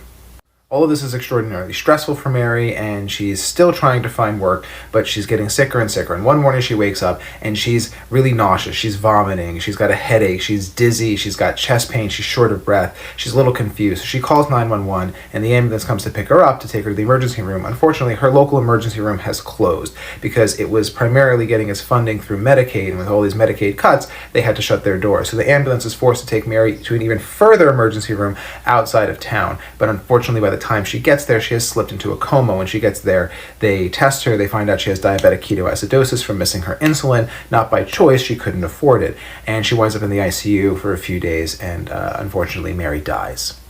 So let's pause there and have this discussion. So do you guys think that Mary was a freeloader? Do you think that she was just someone who was sitting at home getting a government check, milking the system? Or was she a victim of that system? Was she stuck in this vicious, perpetual feedback loop from which she couldn't escape? Were there many systemic and structural issues that were impacting Mary's ability to get care, Mary's ability to get work? Don't let MAGA Republicans gaslight you into thinking that these are just work requirements. They're not Medicaid cuts. They are most certainly Medicaid cuts. We have data to support this. They did this in Arkansas, and when that happened in Arkansas, what happened was 18,000 people lost access to their health care, and it had no impact in employment. What this is going to do is it's going to make millions of people lose their health care. This will make the chronic disease epidemic worse, not better. People are going to get sicker. People are going to die. Rural healthcare systems are going to collapse. That is going to further exacerbate the already existing healthcare disparities, which contribute a lot to our chronic disease epidemic in this country. It's not good. As a physician who accepts Medicaid patients, I'm telling you right now, this is not good. But what can you expect from the pro-life, Make America Healthy Again party? Am I right? This will be your legacy, Pam Bondi. This will be how you will forever be known. The person that covered up the predators. You covered up for child predators and child traffickers. And then you got in front of Congress wouldn't look these brave women in the fucking eye and then cried about the Dow Jones Industrial Average. The Dow's at 50. The Dow's at 50. Well, guess what? The Dow isn't at 50 anymore. Your president has started an illegal war. You're still covering up for him. And I hope you have the worst day. I wish you nothing but the worst in your future endeavors. Someone actually asked me this morning, well, does it matter who they voted for if someone is sharing that they're being bullied, a grown adult? Yes, it actually does matter. But also, it depends. Are they being bullied for something that they can't change about themselves, like their sexuality or the color of their skin or a disability they may have? Then sure, it doesn't matter who they voted for or who's doing the bullying. We should stand up for that. But are you being bullied because of who you voted for? Yeah. If you voted for the bully, yeah. I don't give a shit if you're being bullied at that point. Are you being bullied because you're a MAGA Republican who has bad hair and bad makeup and you want someone to feel sorry for you when somebody is pointing out that you have poor taste, not just in presidents, but in makeup and hair and clothes? No, I don't fucking feel sorry for you. It absolutely does matter when someone is chasing clout by claiming to be bullied by someone on the internet who is an avid Trump activist who has basically made a platform out of pointing out how ridiculous and insufferable MAGA women are. Yes, yeah, it does fucking matter who they voted for. Sometimes, and I can promise you exactly who is going to get mad at this sentence, sometimes people deserve it. Sometimes you deserve it. And I absolutely have zero empathy for someone who feels like they're being persecuted when they're the ones that are actually doing the persecuting. And you know what they say, equality feels like oppression if you're the one that's always been doing the oppressing. Is Donald Trump going to end Medicare? He kind of said so yesterday. Watch this clip. It's pretty bad. The White House actually took down the clip when they realized what they'd done. Because the United States can't take care of daycare. That has to be up to a state. We can't take care of daycare. We're a big country. We have 50 states. We have all these other people. We're fighting wars. We can't take care of daycare. You got to let a state take care of daycare, and they should pay for it, too. They should pay. They have to raise their taxes, but they should pay for it. And we could lower our taxes a little bit to them to make up. But it's not possible for us to take care of daycare. Medicaid, Medicare, all these individual things. They can do it on a state basis. You can't do it on a federal. We have to take care of one thing, military protection. You heard it. Donald Trump said because of the war, we can no longer afford Medicare. Medicaid as well, but Medicare at the federal level. Medicare is the program for health insurance for seniors. There's like 30 or 40 million seniors on Medicare, and Trump wants to get rid of it. Also, I love the part where he says, we could just raise taxes. Oh, okay, Grandpa, we're going to raise taxes and get rid of Medicare. Big surprise the White House took this video down. We got an election in November, by the way, folks. This is not good for Republicans. Help me make a difference. Make sure to... For the people that are leaving MAGA, I need you to understand that the reason why you are not being welcomed with open arms is that nothing fundamentally about how you feel has changed. You just no longer feel like the commander-in-chief has you and your best interests at heart. You don't all of a sudden have compassion and empathy for others, for marginalized groups. You're just mad because things are expensive and you believed him when he said he was going to make everything affordable. You could still care less about black and brown people or people who just simply have an accent, being racially profiled, being chased down in their cars, being afraid to leave their homes. You still could care less about human beings. You're just mad because you feel like he lied to you. He betrayed you. And now you're like, I'm one of you. No, you're not. Because our vote was never about the cost of eggs. Yours was. Not to mention your racism, sexism, bigotry, racial superiority, especially if you are a third-time voter. Because the only reason why you're not voting for him again is because you can't. You never cared and you still don't. But you're tired of being ostracized. You're tired of losing friends. You're tired of people not wanting to come around you for the holidays. And now you're tired of it. So now all of a sudden it's like, I want to be one of you now. It doesn't work that way. Because fundamentally, those same bigoted hatred views are still the views that you hold. But now you're asking for compassion from the same people that you showed no compassion for. Instead of looking for sympathy, you should be looking for other people who left MAGA. Those are your... Donald Trump's MAGA coalition isn't just buckling, It's literally falling apart in public. It starts but does not end with what's going on in Iran. And yes, while most of the self-professed MAGA crowd have engaged in a month-long game of follow the goalposts, from no new wars to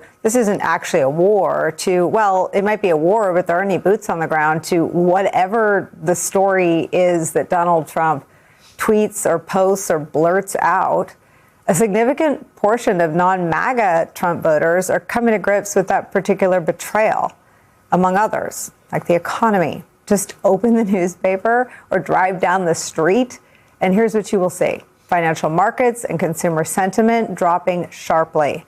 Then there's the price of gas. We don't have to tell you, it is soaring in one direction, up, up, up, on the doorstep of spring and summer vacation season. And if you're into reading tea leaves and sneaky economic indicators, consider the state of Las Vegas. Quote, the high rollers are still rolling in, reports the New York Times. But for the tax brackets that don't usually fly by private jet, those budget-conscious customers appear to be staying away. It is a reality apparent even to prominent figures in right-wing media. Just today, former Fox News anchor Megyn Kelly shared yet another dismal and historically low poll for Donald Trump with her many, many listeners, describing it as a, quote, five-alarm fire, end quote. Meanwhile, another right-wing personality, Ann Coulter, posted this, quote, watching Fox News assure viewers that the Iran war is going super well and Trump is a total stud is like watching the same network assure viewers that Dominion voting systems rigged the 2020 election and that Trump was the winner, end quote.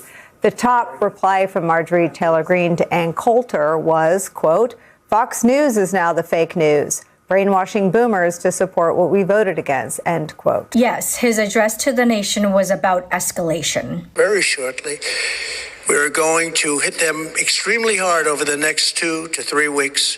We're going to bring them back to the Stone Ages where they belong. In the meantime, discussions are ongoing. Regime change was not our goal. We never said regime change, but regime change has occurred because of all of their original leaders' death. They're all dead. The new group is less radical and much more reasonable. Yet if during this period of time no deal is made, we have our eyes on key targets. If there is no deal, we are going to hit each and every one of their electric generating plants very hard and probably simultaneously. We have not hit their oil, even though that's the easiest target of all, because it would not give them even a small chance of survival or rebuilding. But we could hit it, and it would be gone, and there's not a thing they could do about it. I'm not taking anything out of context. I'm not overreacting. Those were his words, and to me, they definitely sounded like escalation. MAGA movement feels like it's falling apart because it is falling apart. So I did another round of research on how cults and crazy movements fall apart. These movements fall apart in levels. And we know this because it already happened once before in history, in Germany in World War II. The Germans who supported the regime in World War II did not stop supporting the regime all at once. They all left for different reasons. MAGA is following a similar pattern. Here are the 3 levels of MAGA and how they will each fall apart over time. Level 1, the casual MAGA. These are the people who wore the hats, flew the flags, and went to the rallies. They were never really 100% into the cult. They just liked being on the winning team for once. Psychologist Henry Teifel at the University of Bristol spent decades studying why people join political and social groups and why they stay even when those groups hurt them. He called it social identity theory. Teifel found that people with low commitment to a group stay only as long as the group makes them feel like winners. The moment it stops, they walk away and find another group to join. In MAGA, it's working exactly that way. The rallies stopped feeling exciting. Being MAGA stopped feeling cool. It was never cool. And just like that, the flags came down, the red hats disappeared. No explanation, no announcement. They just moved on, quietly. Now they don't want to talk about politics. It's all just a sore subject to them. Soon they will never admit they ever supported Trump. The first level is pretty much already gone. Level 2, the true believers. These people built their whole identity around the cult. All their friends, all their social media, their entire identity was wrapped up in MAGA.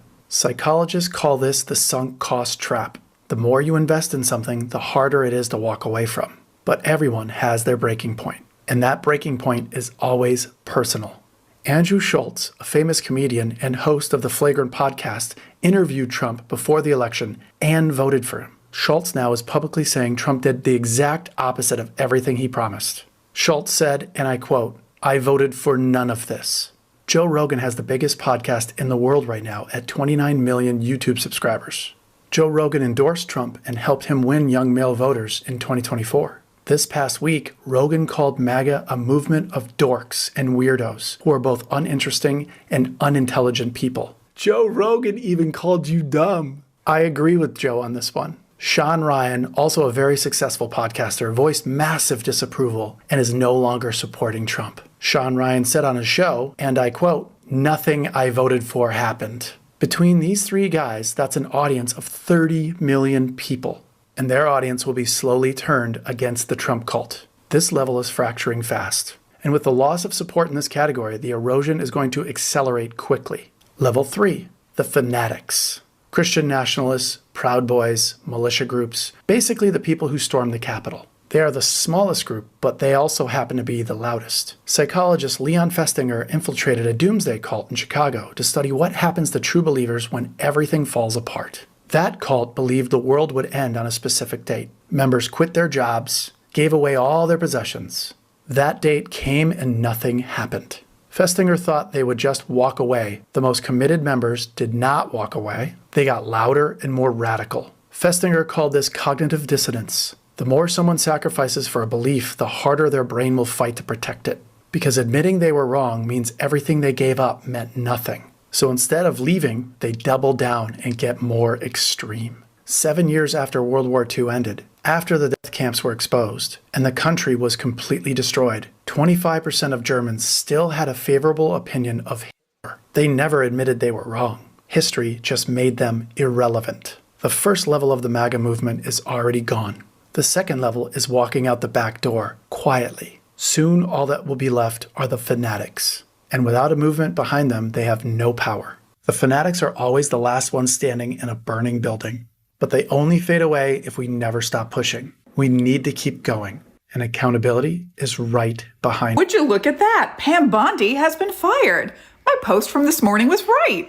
Trump, of course, announced this on Truth Social, where all government policy is announced now, calling her a great American patriot and a loyal friend. He went on to say that she will be transitioning to a new and important job in the private sector that will be announced at a later date. He also said that taking over would be the Deputy Attorney General, Todd Blanche. Bondi was an abysmal attorney general, as I said this morning, by any measure, especially when it comes to the Schmepstein files, which, by the way, should be released with redactions only for the survivors, not the perpetrators, allegedly. Anyway, why Todd Blanche instead of Lee Zeldin, like I mentioned this morning? As Deputy Attorney General, Todd Blanche is next in line, and the Attorney General would actually need to be confirmed by the Senate. So if Trump were to announce that he is putting forward Lee Zeldin to be the new Attorney General, that would have to go through a whole Senate confirmation hearing process and a vote. That takes time, and you need somebody leading the DOJ as acting Attorney General in the meantime. Todd Blanche, by the way, he's a piece of work in and of himself. If you want me to get into that, I can, but another one bites the dust. It's a 5-alarm fire for the Trump administration, and I love every second of it. Gas prices are now over $4 a gallon nationwide on average and are expected to keep rising, which, by the way, is going to increase the cost of everything else for every single American, whether you voted red, blue, or didn't vote at all. The cost to transport food and goods, the cost to make goods is also going to go up because oil prices continue to rise. And Trump's approval rating is at about 33% now, which even Megyn Kelly herself said it is a 5-alarm fire for Republicans, and she's not wrong. If this keeps up for the midterms, they're going to get absolutely demolished. And when I say demolished, I don't just mean kind of demolished, I mean literally obliterated. The phrase "people vote with their wallets" is true, and that could very well be the deciding factor, even for hardcore MAGA supporters this November, because if they can't afford to drive to work, put food on the table, pay their utility bills, that's not going to bode too well for people who still support this administration. So you are either going to see a lot of Republican members of Congress suddenly flip on their dear leader, or it's going to be a blue tsunami. If you could pick one word to describe the state of the economy right now, what would that one word be? All f***ed up. All f***ed up. That was a diehard Trump supporter here in Florida at this gas station after he filled up his tank at the price of $4.29 per gallon. Gas, just one of the expenses that's skyrocketing as the war in Iran continues with no end in sight. It's crazy, bro. Right now I'm paying $2,600 a month for my rent. You know what I mean? And that ain't no bills included. You know what I mean? Like, this is really, really, really, really hard. My wife's about to be pregnant. She's due in about next week. And it is extremely difficult. We spent all day asking Floridians to describe the state of the economy in just one word. The reviews are in, and they're brutal. If you could pick one word to describe the state of today's economy, what would that word be?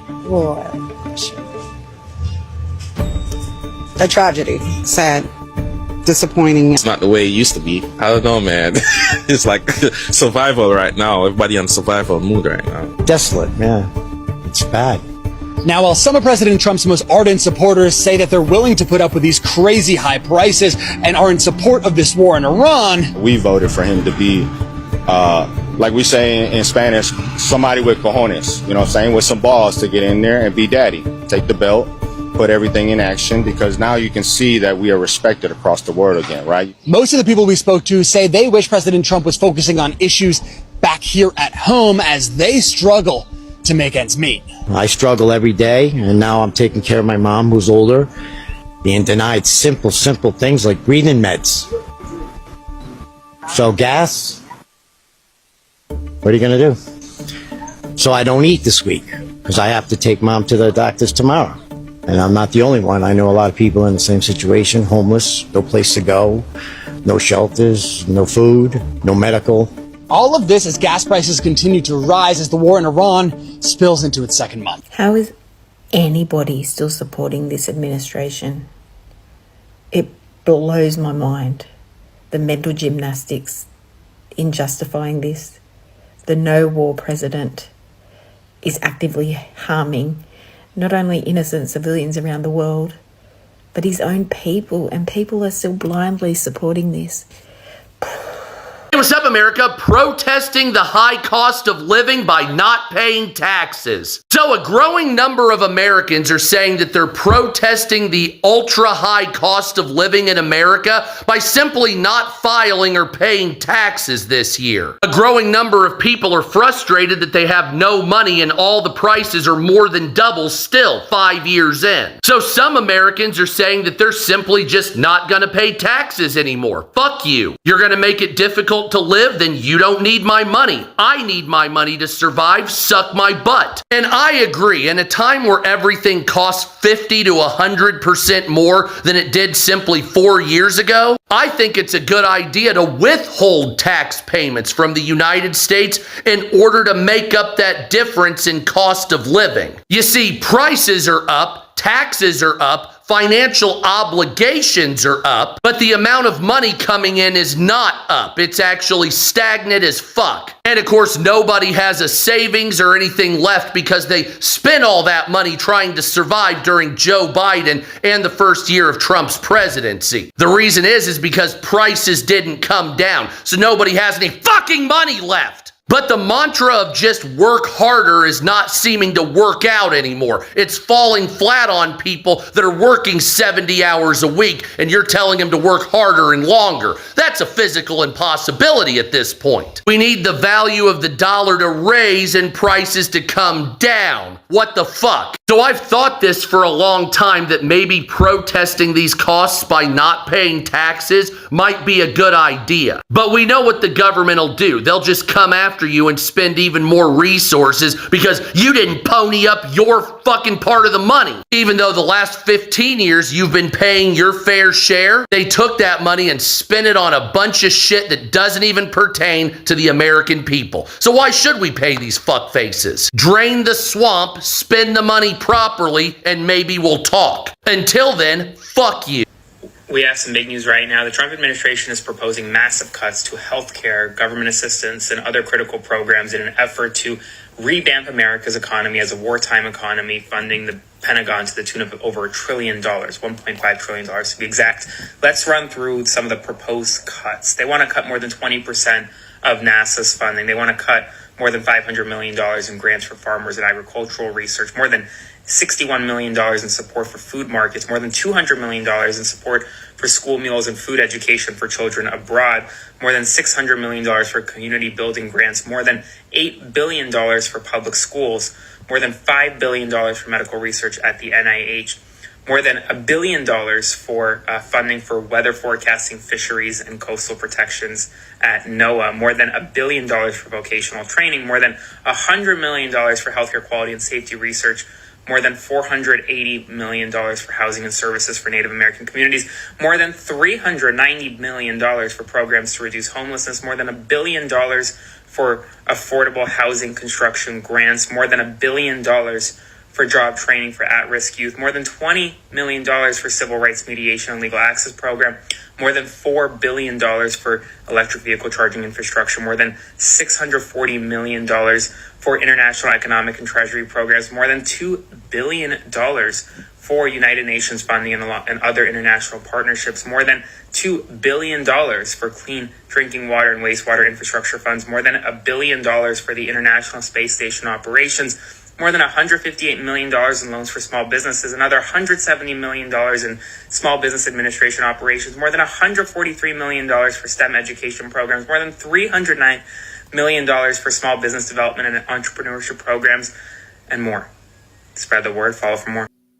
Trump has just made a move to seize the entire U.S. economy and put it under his control. He is asking for $1.5 trillion for this war. That is a number our brains cannot comprehend. And in order to do that, he has to cut everything. Medicaid, Medicare, childcare, Social Security, SNAP benefits, WIC benefits, every social program that we rely on in this country. I'm not talking about the so-called programs where people are taking advantage of the system.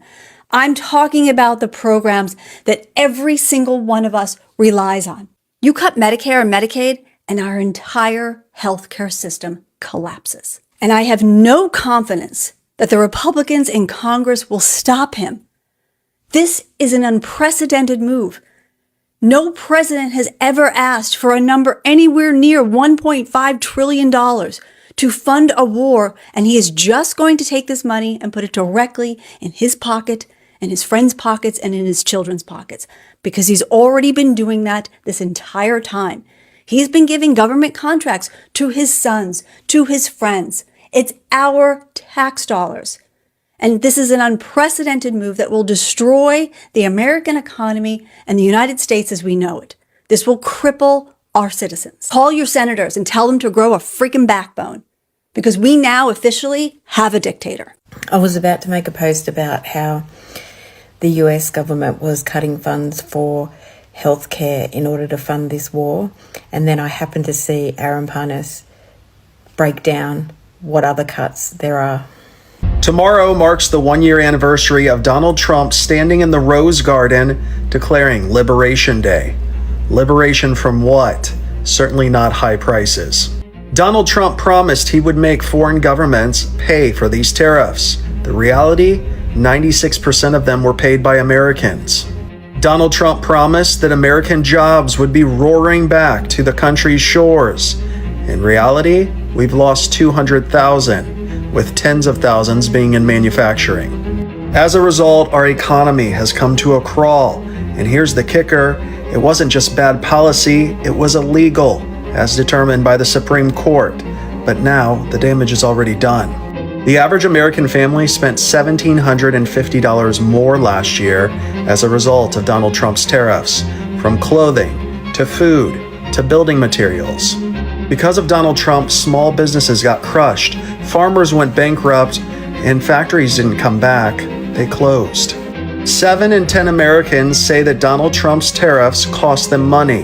This was not liberation, this was economic sabotage and a giant wealth transfer to the billionaires, including Donald Trump. Well, Trump has officially put in his request to Congress for $1.5 trillion in military defense spending, alongside with slashing many domestic programs, mainly environmental programs aimed at continuing to develop and promote renewable energies, things like that. And Trump himself even said we can't fund childcare, daycare, Medicare, or Medicaid. So we have to look at the full thing and see what they're planning to cut. But major cuts are being proposed, including cuts to our soft power again throughout the world, whatever is left of it. What's even crazier about this request is Trump is suggesting that Republicans use the party line reconciliation process for at least $350 billion of this budget request, which would sideline Democrats and get none of their input in that money. Now, it's unclear whether or not Trump will have enough Republican support to do this, but this is what he's attempting to do. He doesn't want the American people's voices heard in this spending. He wants to forego the filibuster and just go straight ahead and get this money without any of our say in it. Many question if the war is going to be over in 2 to 3 weeks, like Trump said, then why do we need all this military spending? Yes, he wants to build this golden dome, but why so much if the war is coming to an end? Let me know what you guys think about this in the comments. Like, share, spread the word, follow, subscribe, and I'll see you back here for the 4-1. If you live in Georgia or Alabama, what I'm about to tell you might just send you right over the edge, because you just got screwed over on a level that I have personally never seen in my life. And what I'm about to tell you is going to give you an enormous amount of insight into how our government and utility companies work together on things that are, let's just say, mutually beneficial to them and extremely harmful to you. So in the very early days of the Trump administration, Georgia Power and Alabama Power both applied for a massive loan from the Department of Energy. Both of these companies are subsidiaries of Southern. And this loan would be the largest loan ever granted by the Department of Energy in history. Now, later that year, Georgia Power came out and made this announcement, which I thought was kind of strange, but Georgia Power approves plan to freeze Georgia Power base rates through at least 2028. Now, let's just say that another way.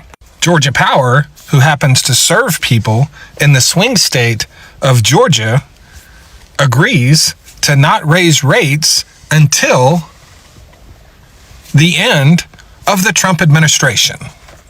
And they do this while awaiting approval for the largest loan from the Trump administration they have ever asked for and has ever been given to anyone in history. Is that better? And now that loan has been approved. $26.5 billion. Roughly 22.5 for Georgia Power and roughly 4 for Alabama Power.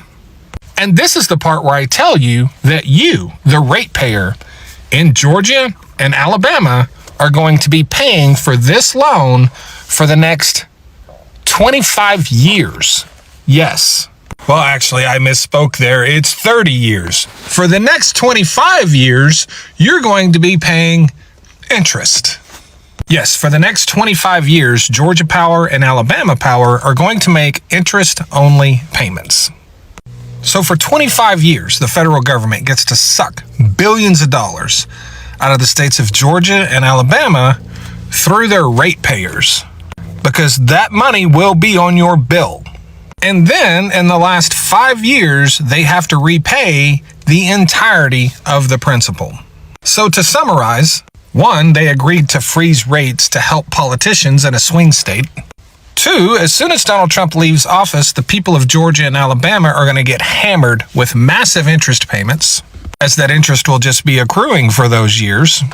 And then for the next 20-something years, you're going to have to continue making interest-only payments.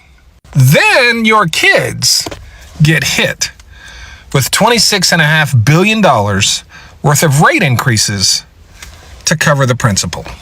If that's not American exceptionalism, I don't know what is. Thanks! I'm so freaking frustrated right now because I just got off the phone with Georgia Power. I don't understand why my bill is $350. Wash every other day. We only wash with cold water. We unplug everything except the refrigerator. Not only that, but we also turn off our AC during the day. Where? We are a one-income family. We are broke as hell, and we're trying to save up money so we can get out of debt. I'm literally posting on this app to make money to get out of debt. Georgia Power doesn't make it any easy. It feels to me like they're charging me for the fact of me trying to save money. What the hell? And let's not even forget to mention, my stove is gas, my heater is gas. So you're not even using everything full power in my house for electricity. So why is it $350? They want to charge you for the stupidest things ever. You live in Georgia and you have Georgia Power. I am so sorry, because not only is it expensive, but their customer service is useless. The sad part about this is that they're still going to get their $350 and there's nothing I can do about it. Nothing. Never gonna be the type of person that gives people attitude just for doing their job over the phone. But they're useless. They are useless. I'll see you guys in the next one. Georgia, have you been just furious at your electricity prices this summer? I know I have been. I paid $185 for the month of July, and that's in a 900 square foot, 1-bedroom place. And rightfully so, you should be pissed off at Georgia Power, but you're not gonna be able to fight back against Georgia Power. But you know how you can fight back? In local elections, specifically for the Public Service Commission.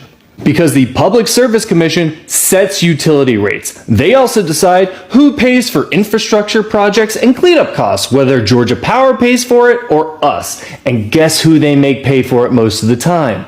That commission is made up of 5 Republicans who've been writing blank checks to Georgia Power for years, allowing them to do whatever they want, including raising our prices astronomically.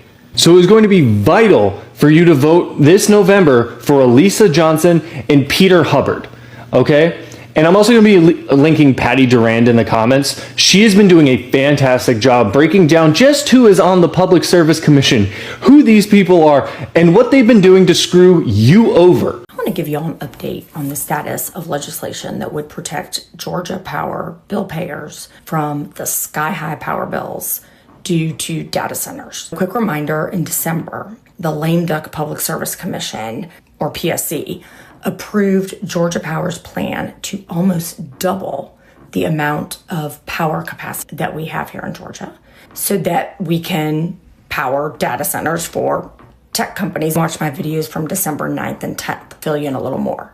In December, I thought it was $15 billion, but financing Georgia Power's guaranteed profit on whatever they spend, etc., means it's $50 to $60 billion, and we'll be paying for 40 plus years. But Georgia Power and the Public Service Commission say they have made a rule that requires that the tech companies that want these data centers, Amazon, Meta, Google, have to pay the cost for building the power plants and not regular customers like you and me. That's why the PSC said that they approved this enormous building request. But a couple of problems with that. Number one, the contracts with the tech companies are all secret. No one can see them. Georgia Power and the PSC just say, trust us. Number two, the rule at the PSC could be changed or scrapped with just a month's notice. Number three, this technology is changing so fast. Who knows if most of this is actually even needed? And now Georgia Power wants to lock us into 40 years of paying for all these new power plants to power them. And meanwhile, Musk and Bezos are already talking about putting the data centers in space. They'll be in space and we'll be paying for them here on Earth. Last, the contracts with the tech companies cover at best 20 years. We'll be paying for these for 40 or more years. The magnitude of this, when our power bills have gone up 6 times in the last 2 years, has led to a lot of bills being filed at the legislature. We've got some real bills that would actually ensure that the tech companies have to pay for all of these costs. Senate Bill 34, sponsored by Senator Chuck Hufstetter, a Republican from Rome, Georgia, is the bill that would make tech companies actually responsible for all the costs of this massive grid build out. Then there are some fake bills that would pretend to make them pay for it. House Bill 1063 mostly codifies that rule at the PSC that has enough holes that you could drive a truck through it. And it wouldn't cover any of the contracts that Georgia Power already made. It would cover new contracts they might enter. 1063 passed the House. SB 34 has had a number of hearings in the Regulated Industries Committee. A vote got scheduled, but it was mysteriously canceled. Call the members of the Senate Regulated Industries Committee. Tell them, pass SB. Remember how we all said we have money for bombs, but no money for healthcare? Well, apparently we've run out of money for bombs, so we're going to take what little money we have for healthcare to pay for the bombs. That's right, this is from Axios. GOP weighs healthcare cuts to pay for Iran war. This is Speaker of the House Mike Johnson a year ago talking about Republicans and their push for health care. The Republican Party is the party that is working on that, has been working on it, and has more ideas going forward. We've got to bring down the costs, and you can do that in a responsible way that also increases access and quality of care. And we got notebooks full of ideas on how to do that.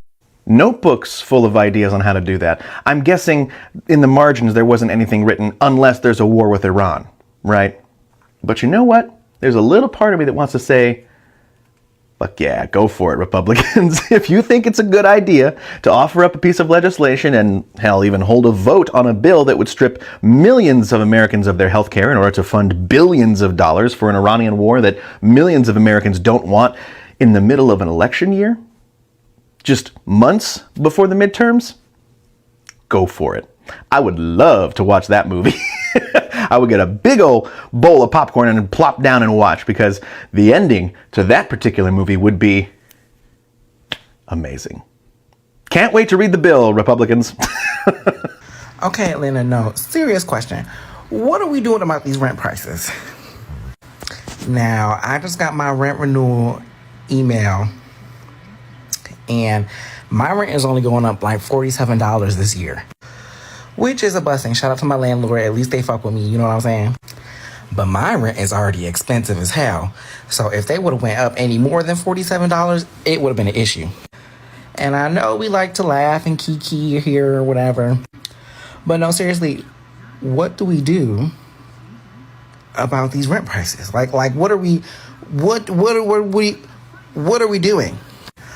Also, I was just scrolling and I seen this girl talk about her Georgia Power bill was $300 last month. And my Georgia Power bill was a little more expensive than it normally is. And I thought I was just tripping because it's hot and I've been using my AC and I have I have a lot of like vertical space.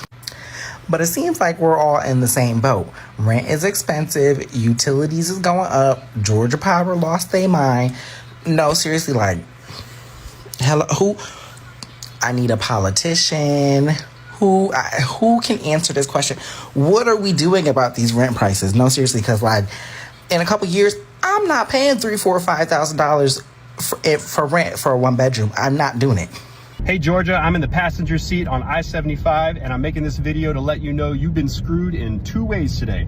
First is in the United States Senate. Republicans refuse to extend the Affordable Care Act subsidies, the enhanced ones that keep millions of people on their health insurance. In Georgia, 1.5 million people are insured under the ACA, and a majority of those people will see their rates go up because Republicans have failed to prevent this spike. I know people personally who are going from $200 a month to $900 a month. It's just unaffordable. And it's going to kick 4 million people off their health insurance nationally. The second way the Georgians got screwed today was the Public Service Commission, in cahoots with Georgia Power, snuck through a big deal that's going to add a bunch of capacity to Georgia Power, which will cost ratepayers, that means you, $20 a month for the next few years. And they say they're going to do downward pressure on those rates of $8.50 a month, but only 3 years from now. A, that's not a guarantee of a rate cut, and B, we're going to have to wait 3 years to see any sort of relief from the increases that they're planning right now. It is obvious that they snuck through these rate increases at the last minute because they know the two Democrats that Georgia just elected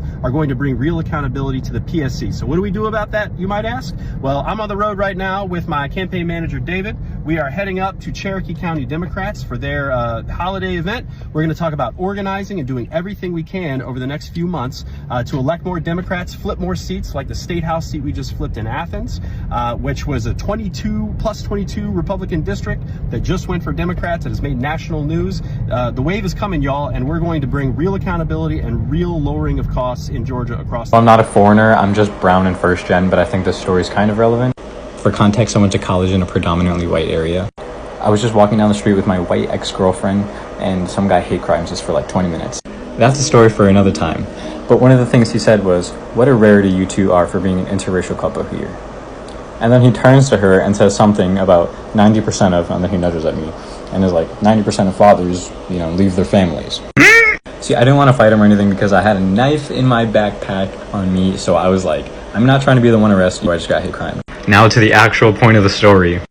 So we get down to the police station and we're talking to the officer about what just happened, and he's writing a report, and the thing he tells us is, why was he calling you an interracial couple if you're not black? What? Okay, so I was born in Venezuela, but I grew up in the US, and my parents and we've gotten asked if we have cars, elevators, traffic lights, fast food restaurants, sidewalks, houses and apartments in Venezuela. Yes, we do. Why wouldn't we have those things? I don't understand, but okay.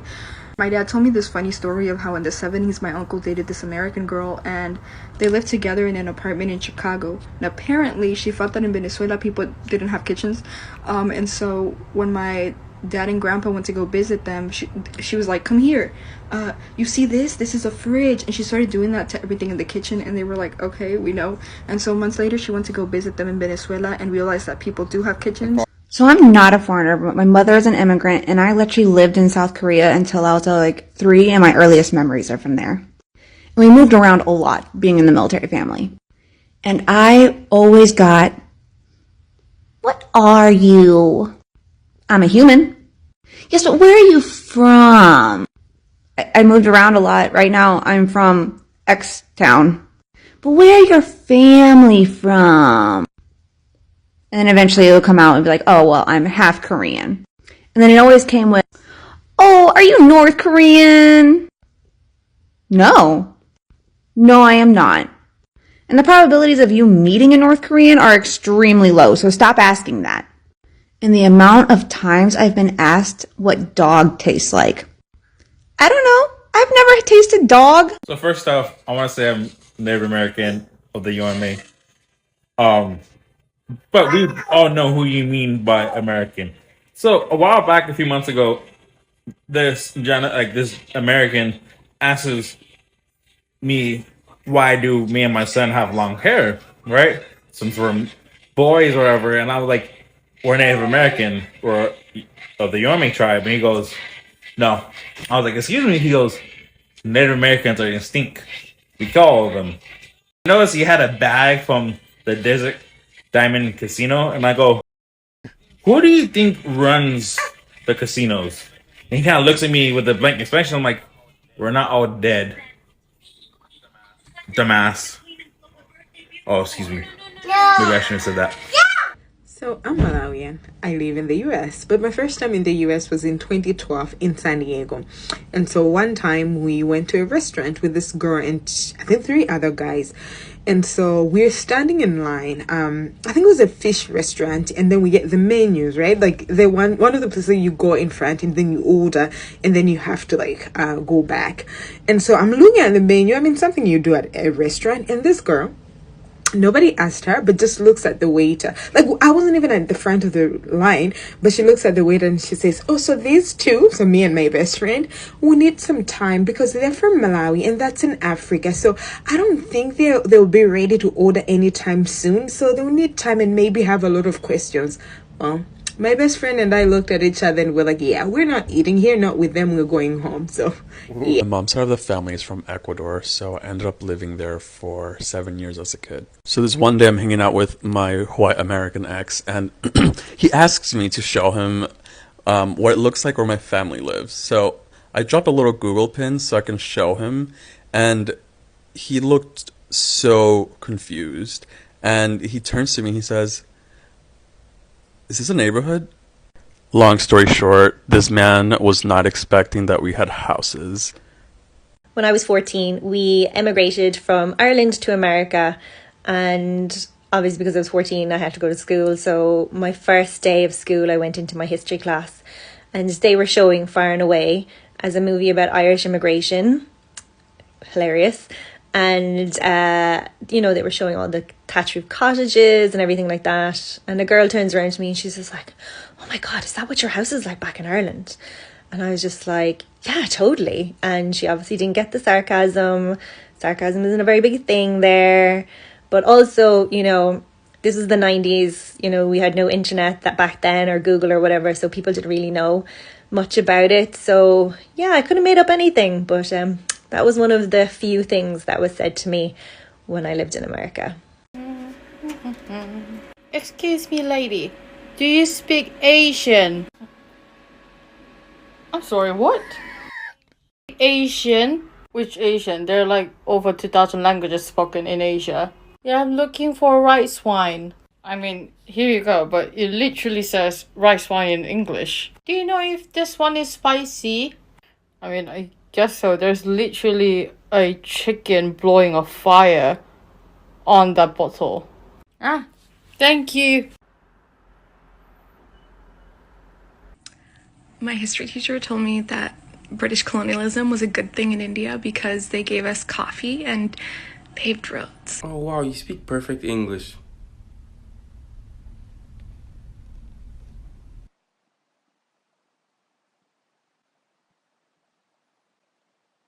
Okay, so I'm Canadian, and I used to be working in finance as an advisor, and I had this older couple in my office, and I was doing their finances. I was an advisor doing their finances. And we were talking about making conversation, things coming up in the summer. I enjoy all the festivals that happen in my city. I particularly enjoy this one food festival where people of all different cultures and countries set up a tent from their country, and you can try the food of that culture and country. And I just love going and trying all the different foods.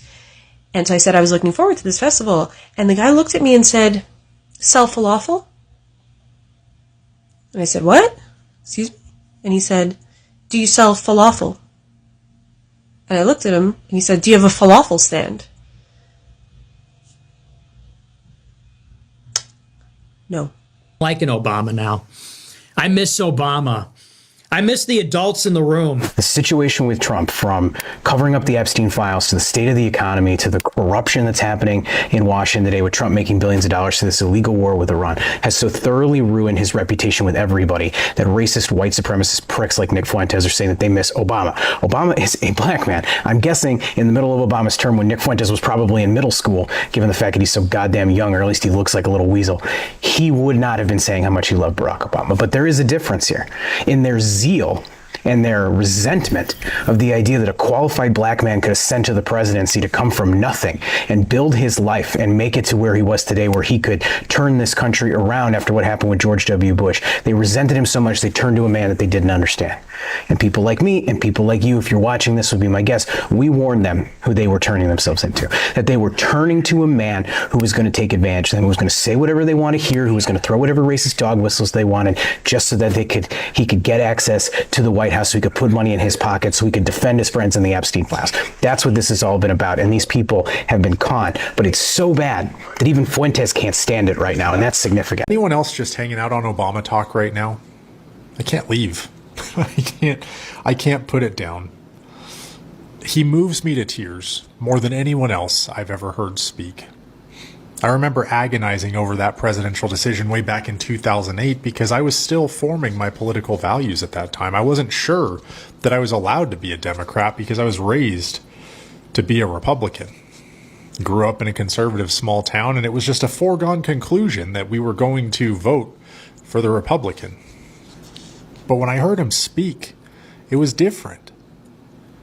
When I saw how decent he was to everyone, I knew he was cut from a different cloth, and I still believe it today. He is one of the best damn presidents this country has ever seen. We have no idea how good we had it. I mean, we do now, right? We understand how good we had it with him. Feels like a lifetime ago, where I could just sleep peacefully at night knowing that man was in the Oval Office.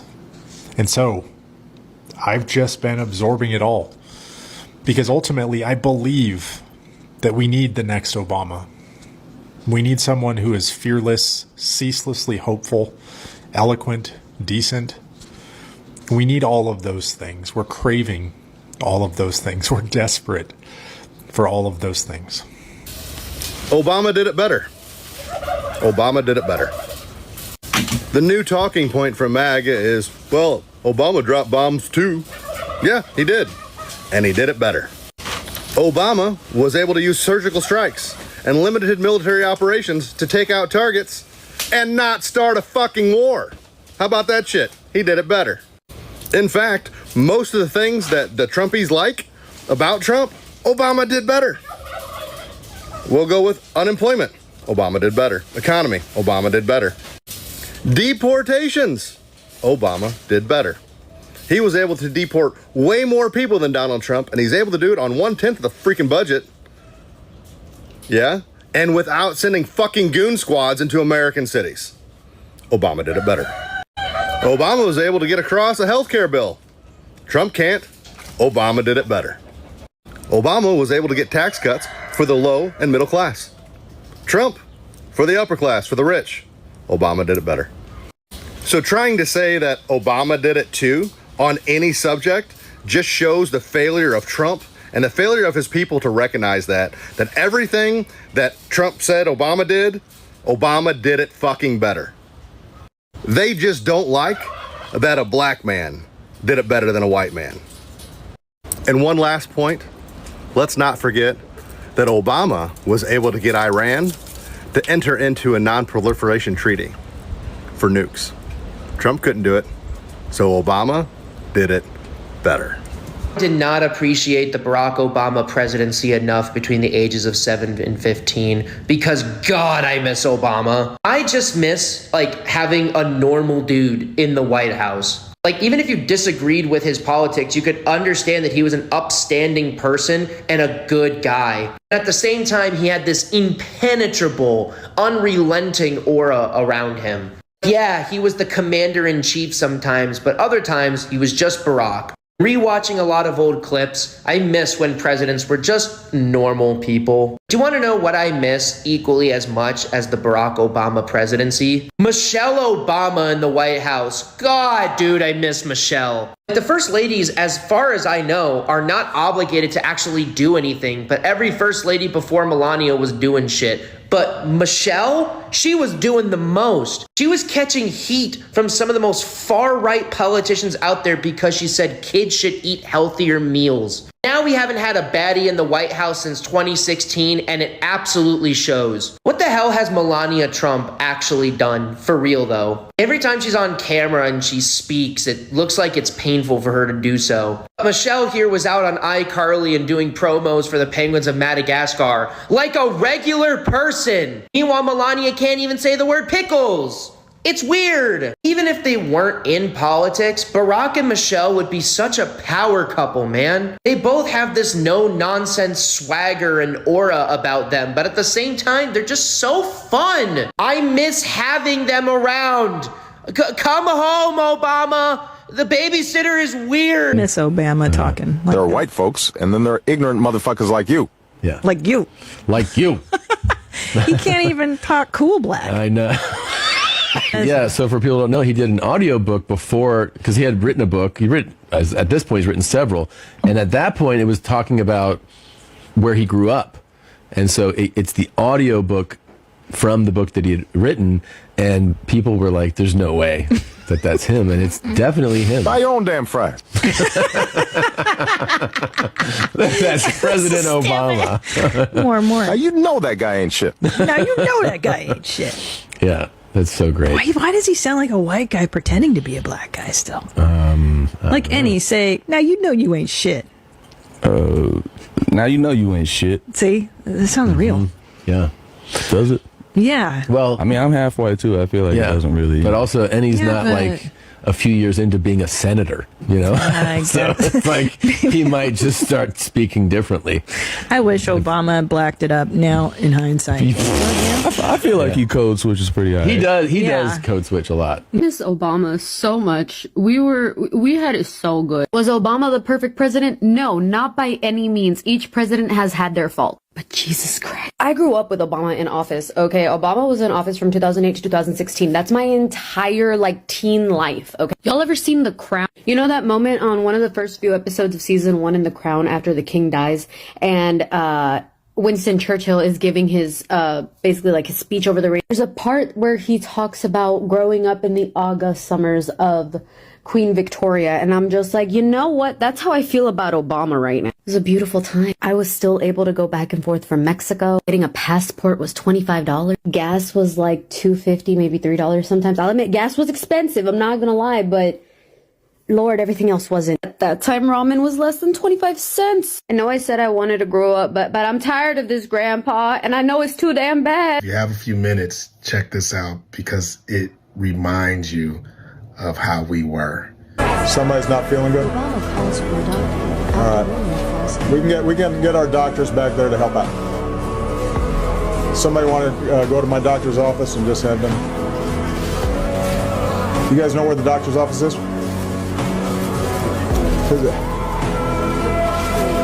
Just go through the palm doors.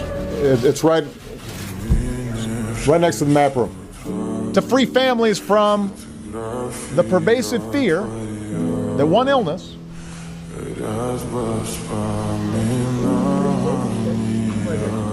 I got you. No, you're okay. This happens when I talk too long.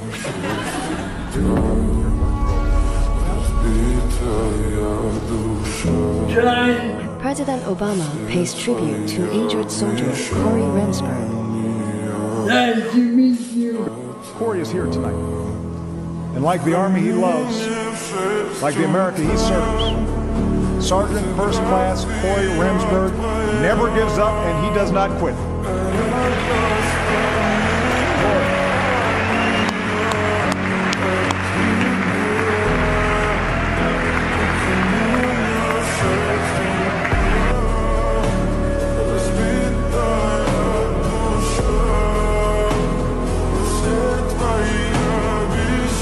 Obama's clothes were completely soaked by the rain. You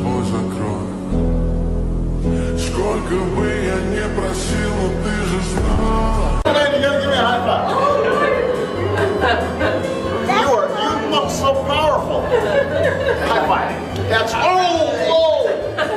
You're so strong. You knocked me over. Colors and promises.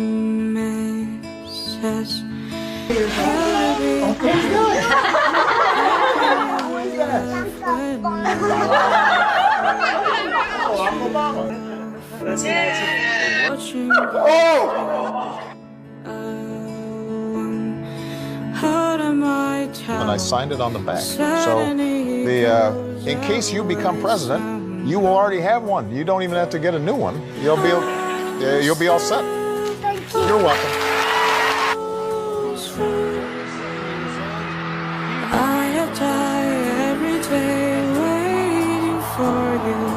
Darling, don't be afraid. I have loved you for 1,000 years. I love you for 1,000 more. I have to say why people hate you and why they supposed to love you and God is love. That's what I'm talking about. Well, now, first of all, I did get elected president, so not everybody hates me now. I don't want you to. You get some of the credit when things go good, and when things are going tough, then, you're going to get some of the blame, and that's part of the job. But, I'm a pretty tough guy. Are you a tough guy? You look like you're pretty tough, and so you just got to keep on going, even when folks are criticizing you, because as long as you know that you're doing it for other people. All right, so thank you. You're a fine young man. I appreciate. I think both parties are the same. I want you to listen to this. Had my annual physical yesterday. I'm 65 years old. I'm legally blind. I'm on disability.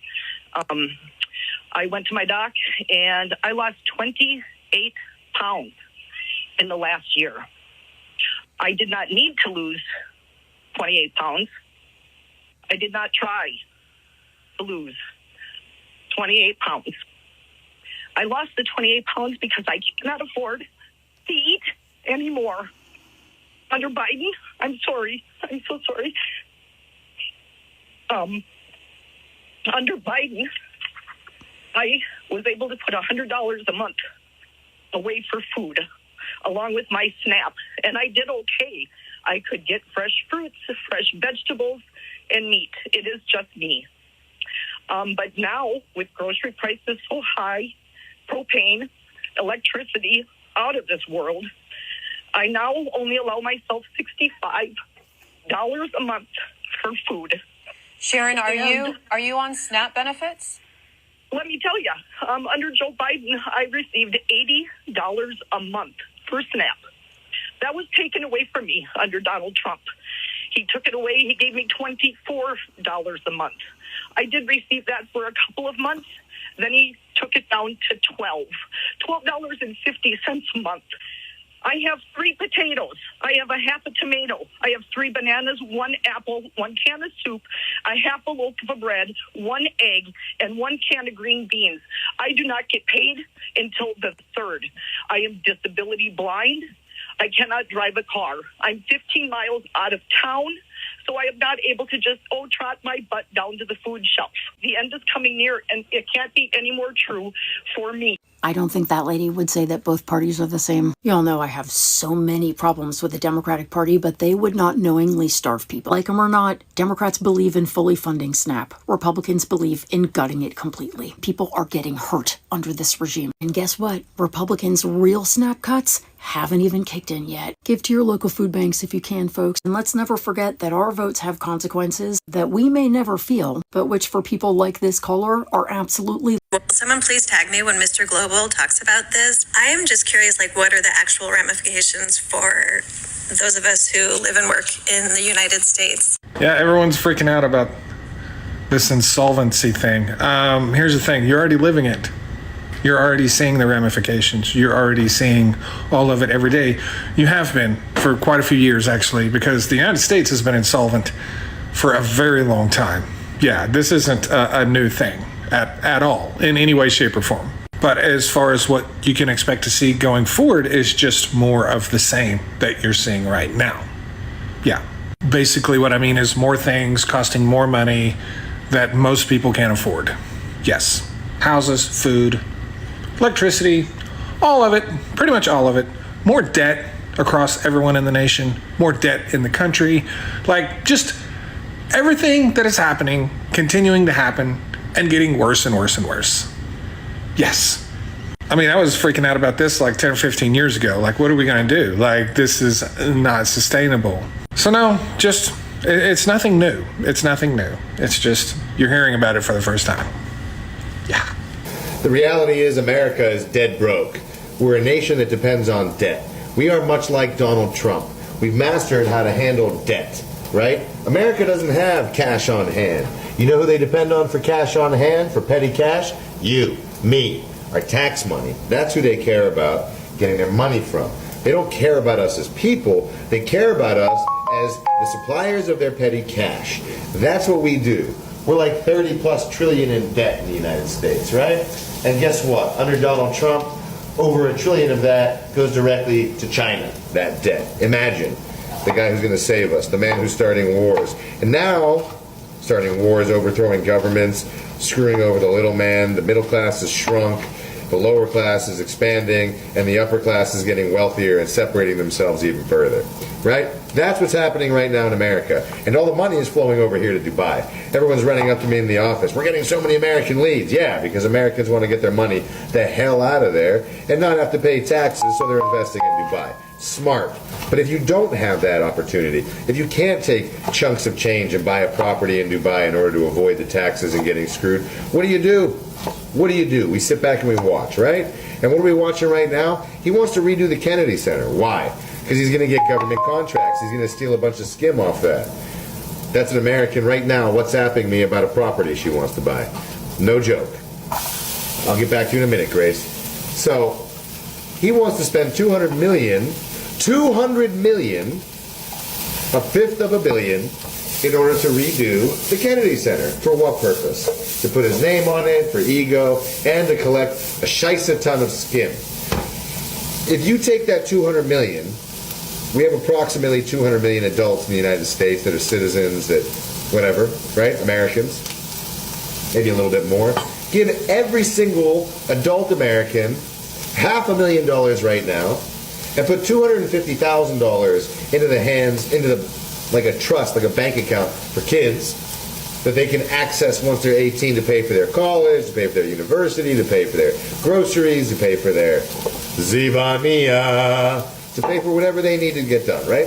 And you give all those Americans money, and you don't build the Kennedy Center. How much better would America be immediately? We would immediately have an influx into the economy. Gotta take this. Business calls. Marianne. Back to the TikTok. My point is simple. Our politicians don't care about us. Our politicians are crooked. Our politicians lack depth. They are all in it for their own investments, Donald Trump being the Warren Harding of this era. He's filled his cabinet, he's filled his government with nothing but a bunch of his cronies and friends. God knows what they're up to. The Epstein crew, the crooked crew, he's crooked. The guy has plaques under other presidents' names where he talks smack about them, for Christ's sake. I mean, all he would have to do, all the United States government would have to do, is petition to give every single American at least $500,000. Every single one of us. They wouldn't even feel it. They pay more than that for napkins every year, based on the contracts they get. All the contracts. American government is the worst business in the world. They're constantly getting ripped off. Why? Because the rip-offs pay the politicians. That's how these broke punks do everything. They skim, they scam, and they take our tax money to play freaking games. They take our tax money to fill their pockets, to fly on private jets, to eat caviar, to do whatever they want to do with their time, energy, their lives, while we work like ants, like bees. I'm not an ant. You're not an ant. We are not programmed simply to work. We have art. Art is a part of who we are. It means we're creative beings beyond just our abilities to build, to manufacture, to work, to produce, to do whatever it is that we do in our lives. And they're taking away everything that makes humans human. And they're turning us into ants, all so that they can fill their pockets. It's not a Democratic or a Republican thing. It's an American systematic governmental issue that needs to be addressed. I'm so mad. And all this Epstein crap, I'm so mad. They're all dirty. Bankruptcies are skyrocketing in the United States. Look at this. Farmers going bankrupt. Restaurants going bankrupt. Americans going bankrupt. What's more troubling is the people who are delinquent on their house payments, their car payments, their student loan payments, their credit card payments that haven't yet reached that bankruptcy state. Bankruptcy is up in general for personal and business about 12% higher than it was in 2024. Small business bankruptcy is up 60%. If you did not know, small business makes up 98% of businesses in the United States. Done several posts about restaurants closing, going bankrupt. Bankruptcy hurts everyone because creditors don't get paid.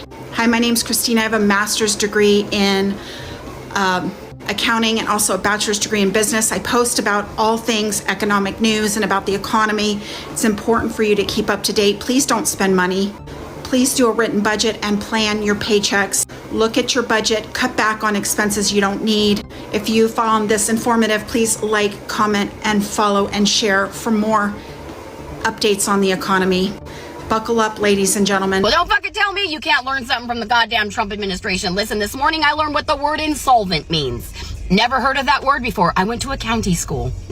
Graduated with a 2.0 grade point average, okay? These words weren't my thing. But today, found out that America is insolvent, and I went right to Google to find out what that meant. That means that America's debt is higher than its fucking assets.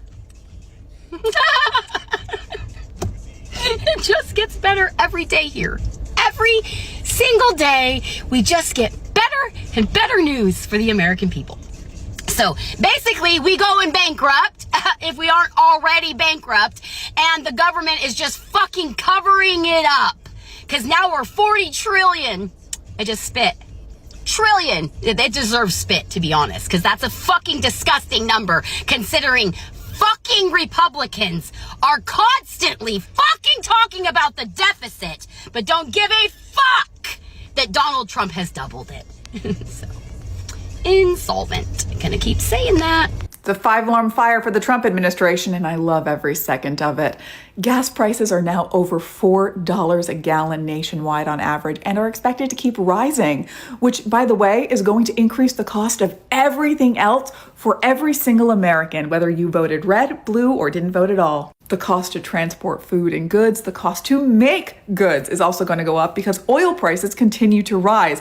And Trump's approval rating is at about 33% now, which even Megyn Kelly herself said it is a 5-alarm fire for Republicans, and she's not wrong. If this keeps up for the midterms, they're going to get absolutely demolished. And when I say demolished, I don't just mean kind of demolished, I mean literally obliterated.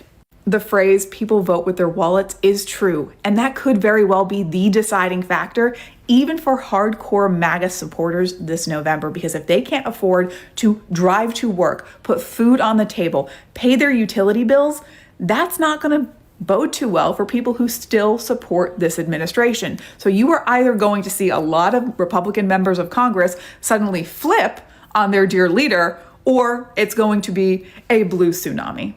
60% of the American public is about to lose everything they have. People living paycheck to paycheck are about to go broke. The GDP numbers came in yesterday, and of course the economy receded, which I predicted 2 months ago, and people laughed. Mark my words, the second quarter is going to be far worse. Tariffs on Chinese products at 145% are about to kick in, which means everything you buy from China on Amazon or elsewhere is about to go through the roof. Grocery store shelves are starting to empty at Walmarts across the country, and of course grocery prices continue to soar. People who've been financing groceries on credit are starting to default on those payments. We are about to see an economic catastrophe. If you're in this 60% that has little or no money, please stop spending money. Protect your family. Trump does not care about you. Even if you voted for him, he's a billionaire. He won't suffer, but you and your family will. What are all of you doing who decided to vote for Donald Trump in this past election? I vividly remember the day after Donald Trump got elected, there were so many people on this app dancing around saying that they're no longer going to get drafted, that they are going to be able to afford the house, that they are going to be able to afford more things and have an easier life now that he has gotten elected. We are essentially a year and a half into his presidency. We are at war. We are seeing gas prices skyrocket. Things are not getting cheaper. Our grocery bills are especially not getting cheaper. So I'm just curious, to those that genuinely thought that their lives were going to be better when Donald Trump got elected, how do you feel right now? Have things gotten better for you? Have things gotten worse? Have you noticed a difference in your life, especially when it comes to spending? Donald Trump's MAGA coalition isn't just buckling, it's literally falling apart in public. It starts but does not end with what's going on in Iran. And yes, while most of the self-professed MAGA crowd have engaged in a month-long game of follow the goalposts, from no new wars to this isn't actually a war, to, well, it might be a war, but there aren't any boots on the ground, to whatever the story is that Donald Trump tweets or posts or blurts out, a significant portion of non-MAGA Trump voters are coming to grips with that particular betrayal, among others, like the economy. Just open the newspaper or drive down the street, and here's what you will see. Financial markets and consumer sentiment dropping sharply. Then there's the price of gas. We don't have to tell you, it is soaring in one direction, up, up, up, on the doorstep of spring and summer vacation season. And if you're into reading tea leaves and sneaky economic indicators, consider the state of Las Vegas. Quote, the high rollers are still rolling in, reports the New York Times. But for the tax brackets that don't usually fly by private jet, those budget-conscious customers appear to be staying away. It is a reality apparent even to prominent figures in right-wing media. Just today, former Fox News anchor Megyn Kelly shared yet another dismal and historically low poll for Donald Trump with her many, many listeners, describing it as a, quote, 5-alarm fire, end quote. Meanwhile, another right-wing personality, Ann Coulter, posted this, quote, watching Fox News assure viewers that the Iran war is going super well and Trump is a total stud is like watching the same network assure viewers that Dominion voting systems rigged the 2020 election and that Trump was the winner, end quote. The top reply from Marjorie Taylor Greene to Ann Coulter was, quote, Fox News is now the fake news, brainwashing boomers to support what we voted against, end quote. Wow. Things are going very, very badly for Donald Trump, and he is not taking it well. He is panicked, and he is melting down. MAGA is cracking up. I know a lot of people don't believe it, but I'm telling you, we are witnessing the end of Donald Trump and of MAGA. The whole thing is crashing and burning. Republicans are panicked over this war. They're scared to death of getting wiped out in the midterms. And now they're panicked that Trump is actually going to go forward with a ground invasion of Iran. And they are doing everything they can, I'm sure, behind the scenes and also publicly begging him not to go forward with this. I've got some comments from Nancy Mace that I want to share with you. And I think she speaks for what is probably the Republican consensus on this, although it doesn't seem like they're all opposed to this war, because we just see a handful of the same people who go on TV, defending Donald Trump and this war. But most of these Republicans in Washington, I guarantee you, want this to end yesterday. They're scared to death of this thing dragging on and of Donald Trump making it exponentially worse, which it appears that he may very well be about to do. But more importantly than Republicans panicking is that MAGA influencers are turning. And I've been covering this for a while. They have been turning, some of them since the beginning of Trump's second term, because the betrayal started almost immediately. And, people jumping ship, these MAGAs jumping ship and criticizing Trump started very slowly at first, but it's really starting to pick up steam. And a lot of them, I'm going to share with you a couple, but I'm telling you, more and more of them are speaking out against Trump. They're speaking out. They've come to the realization that this was all a lie, that Trump has been lying to them from the beginning. It's all been a con job. It's all been a grift. MAGA has all been bullshit, and they're pissed. They're pissed. So I got a couple of clips that I want to play for you of that. But let's begin with Nancy Mace. They had a classified briefing yesterday on Capitol Hill about the war effort, the illegal war going on with Iran. And Nancy Mace came out, and she's not the only one, but I want to focus on her here because she put out a series of tweets, and I also have a clip of her that I want to play. But here's what she said. Here's the first tweet she posted. She wrote, "Just walked out of a House Armed Services briefing on Iran. Let me repeat, I will not support troops on the ground in Iran, even more so after this briefing." Next one she put up, "I will not support sending South Carolina's sons and daughters to war in Iran. I won't do it.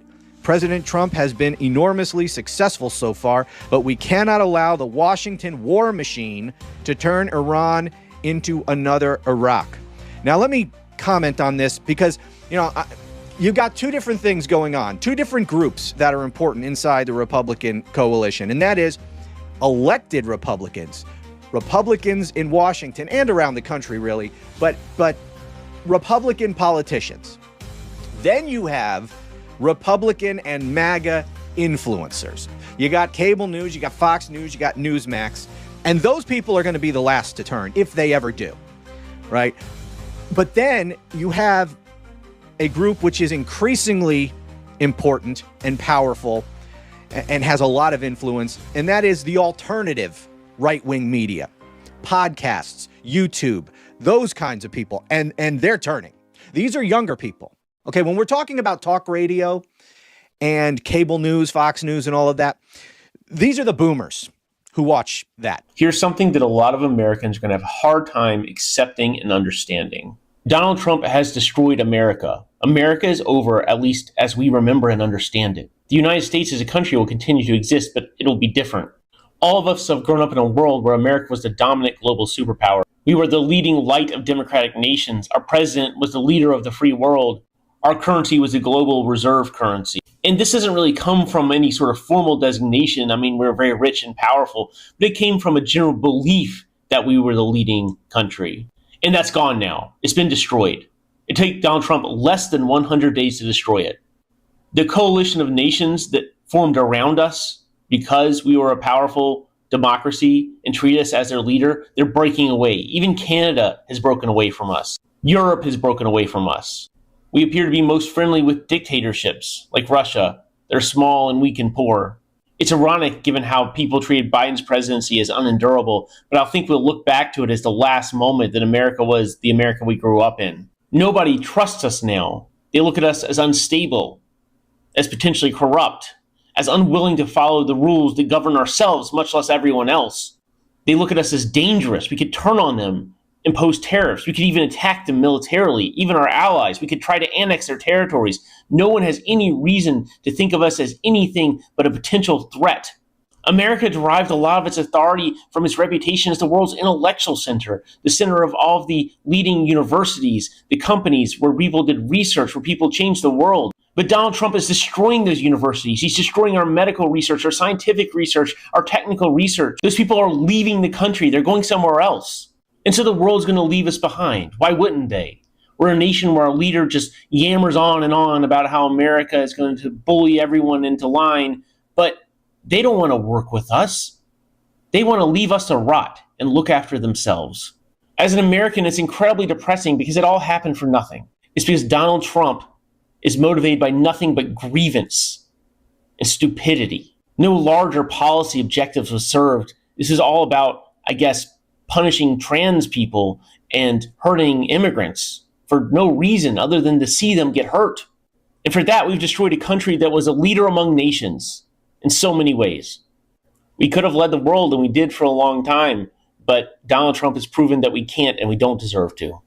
I don't know if you guys are aware of it, but a lot of people are saying they're leaving MAGA now and they're angry at Trump. And I'm like, why all of a sudden they're talking about the Iran war and Trump getting involved? Some people are complaining that the groceries, inflation, gas prices, the economy pretty much has not improved. Like Trump promised day one, he was going to lower everything, make all your dreams come true, all the bullshit.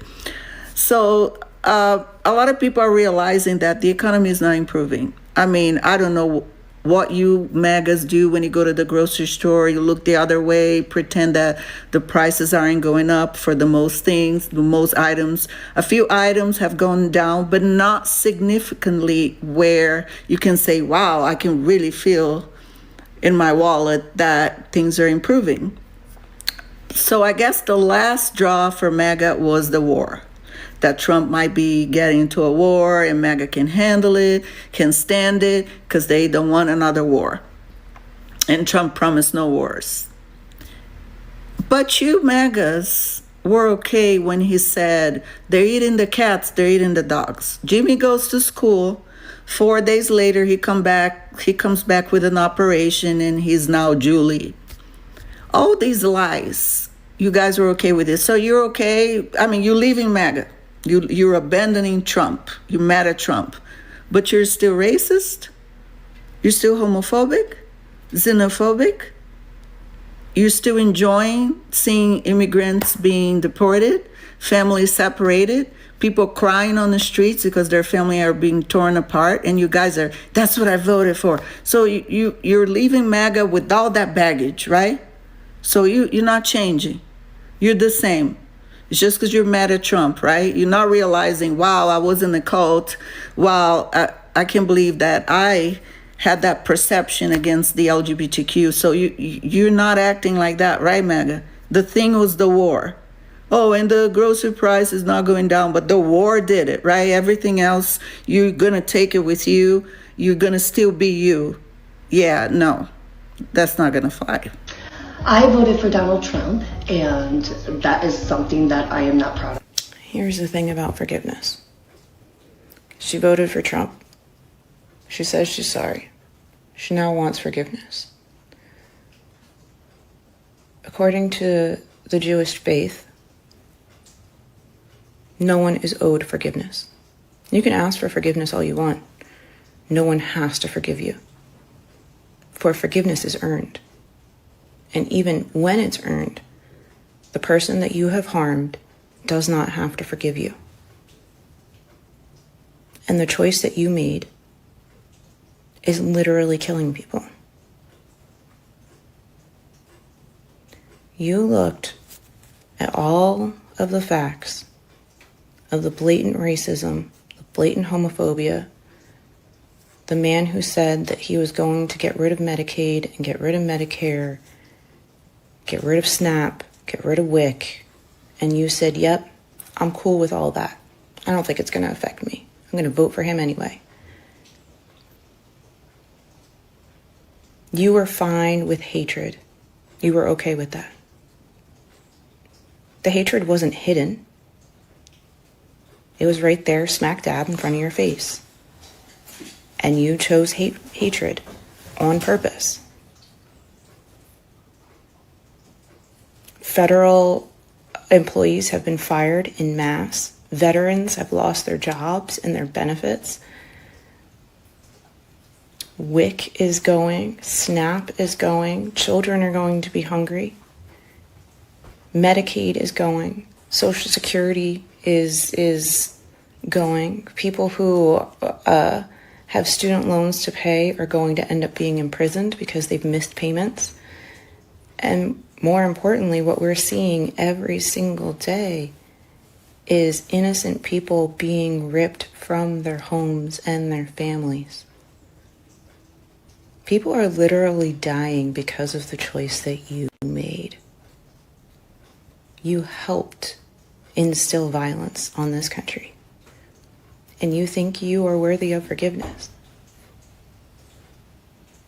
You could try to earn forgiveness until your last dying breath, and you're still not going to get it.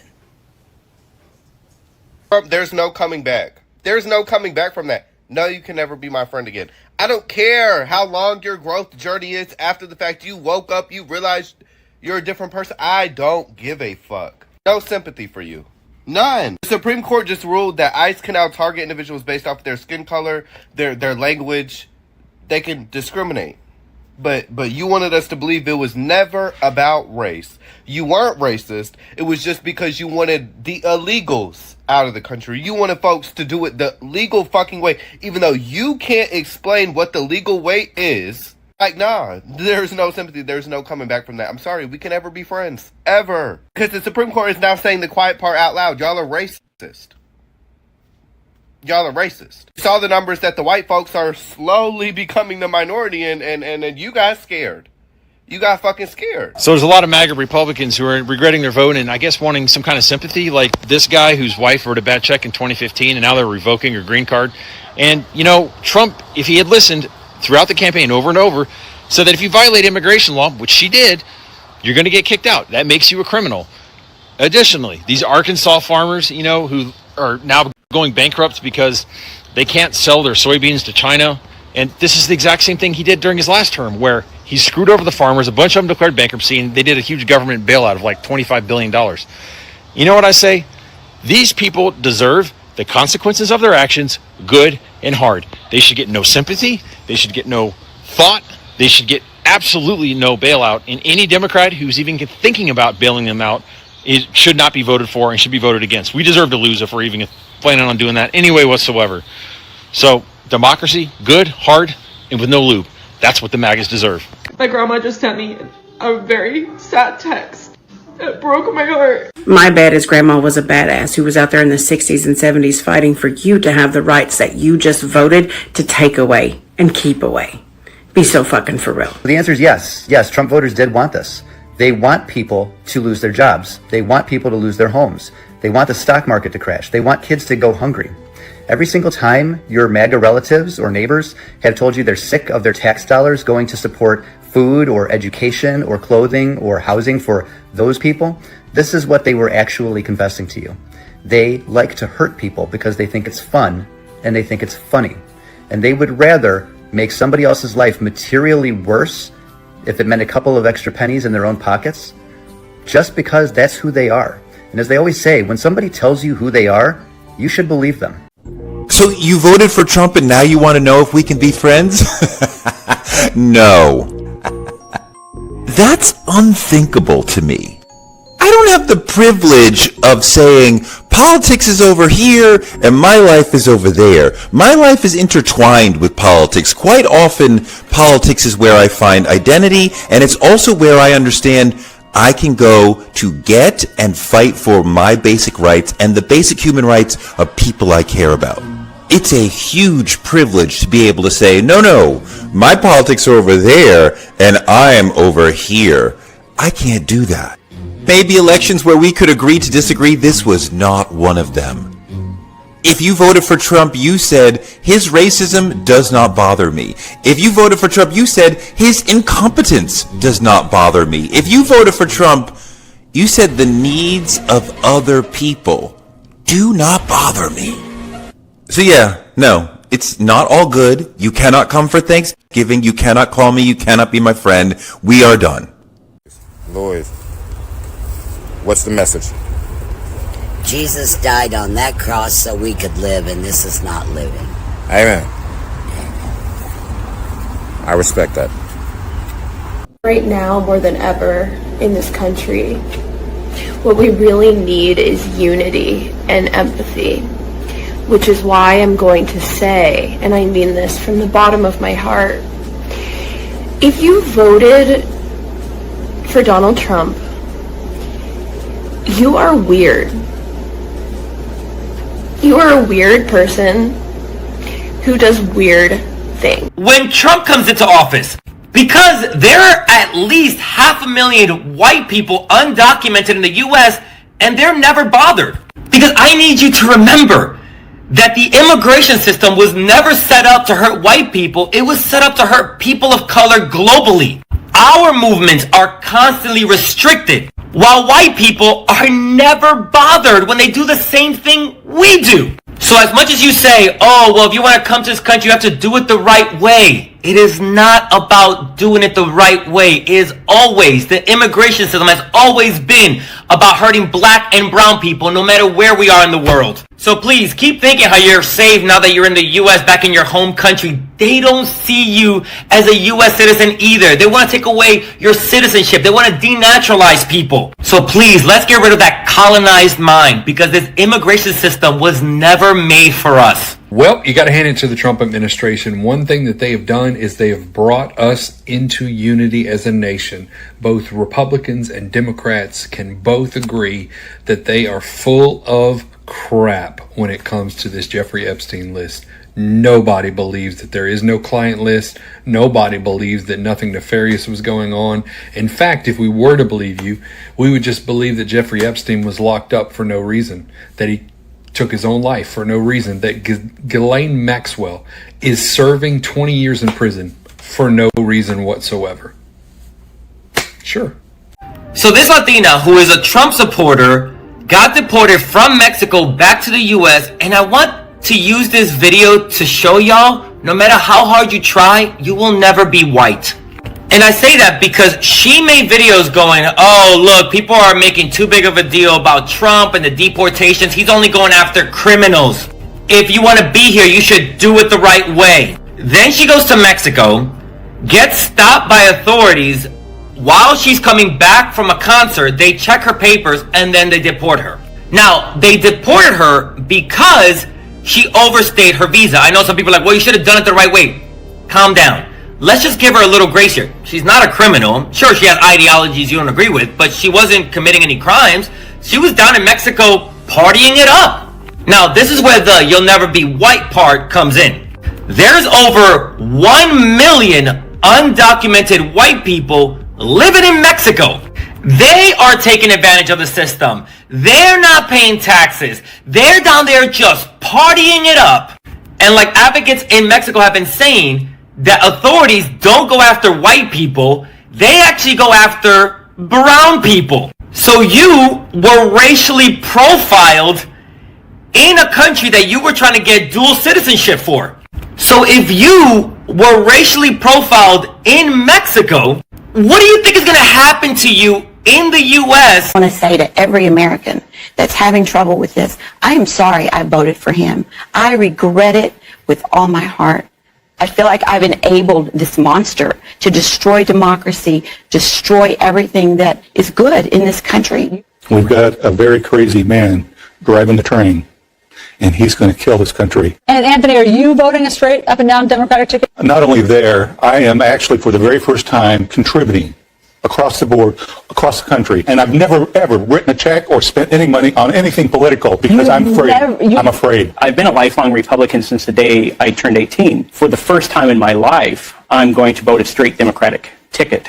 Is if they're connected to Donald Trump, they are not connected to me. So you now are no longer a Republican? I am not, no. Because of Donald Trump? Because of Donald Trump. It was no longer the party that I joined. It's morphed into something that's almost unrecognizable. You were a lifelong Republican. Right. If somebody had told you, say 15 years ago, that you are preparing to vote a straight up and down Democratic ticket in the midterms, you would have said what to them? Oh, it's crazy. Yeah. So why are you now doing it? To see Republicans not stand up to him, and the ones that do are just quitting. I just think there's no values left anymore. There should be values. We have no values. He doesn't have any values. I thought he had values. No, I'm definitely voting Democrat. I've been knocking on doors. I got a clipboard. You're even canvassing. I am canvassing for a Democrat That's in how Wyoming. strongly you feel. I believe hardly anything the president says, but I do believe he's a danger to this country and to our democracy. I'm going to fight every day. I just want to say to every American that's having trouble with this, I am sorry I voted for him. I regret it with all my heart.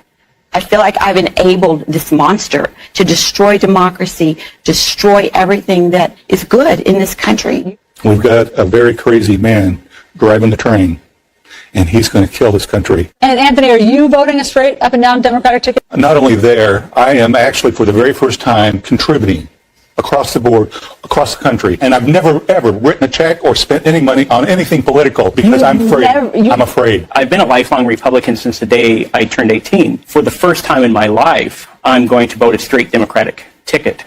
Is if they're connected to Donald Trump, they are not connected to me. So you now are no longer a Republican? I am not, no. Because of Donald Trump? Because of Donald Trump. It was no longer the party that I joined. It's morphed into something that's almost unrecognizable. You were a lifelong Republican. Right. If somebody had told you, say 15 years ago, that you are preparing to vote a straight up and down Democratic ticket in the midterms, you would have said what to them? Oh, it's crazy. Yeah. So why are you now doing it? To see Republicans not stand up to him, and the ones that do are just quitting. I just think there's no values left anymore. There should be values. We have no values. He doesn't have any values. I thought he had values. No, I'm definitely voting Democrat. I've been knocking on doors. I got a clipboard. You're even canvassing. I am canvassing for a Democrat That's in how Wyoming. strongly you feel. I believe hardly anything the president says, but I do believe he's a danger to this country and to our democracy. I'm going to fight every day. Well, it's time to just come together, to make peace, as Christ called us to do. No, absolutely not. What do you mean, no? Are you rejecting the unity that Christ calls us to? I'm rejecting your unity, a false unity. It's not unity if you're all peace and harmony, while simultaneously supporting politicians and policies that threaten harm against my community.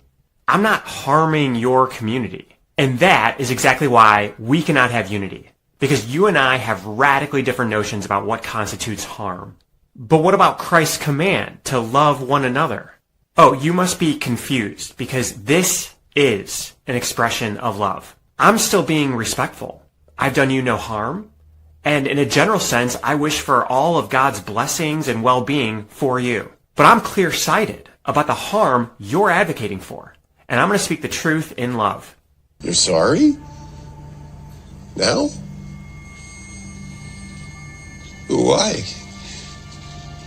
Just listen to some of his biggest supporters, both then and now. Listen to what they have to say now. I want to say, what is happening to the man that I supported, you supported? And I will tell you right now, I do not recognize our president. Look, I have not exactly found the correct words to communicate how I feel about President Donald Trump. I sort of ignore the topic of his existence altogether. It just seems so insane based on what he ran on. I mean, this is why a lot of people feel betrayed, right? You buried the Epstein files. There is no border wall. You didn't deliver on mass deportations. You cut corporate tax rates for the rich by cutting Medicaid again. No infrastructure bill, no middle class tax cuts. You gotta refund the tariffs.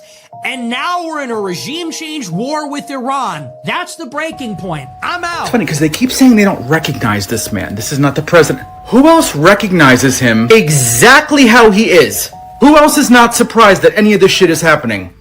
Who else wasn't really down to vote in a convicted felon as president? Who else has believed all the women, over 100, throughout the years?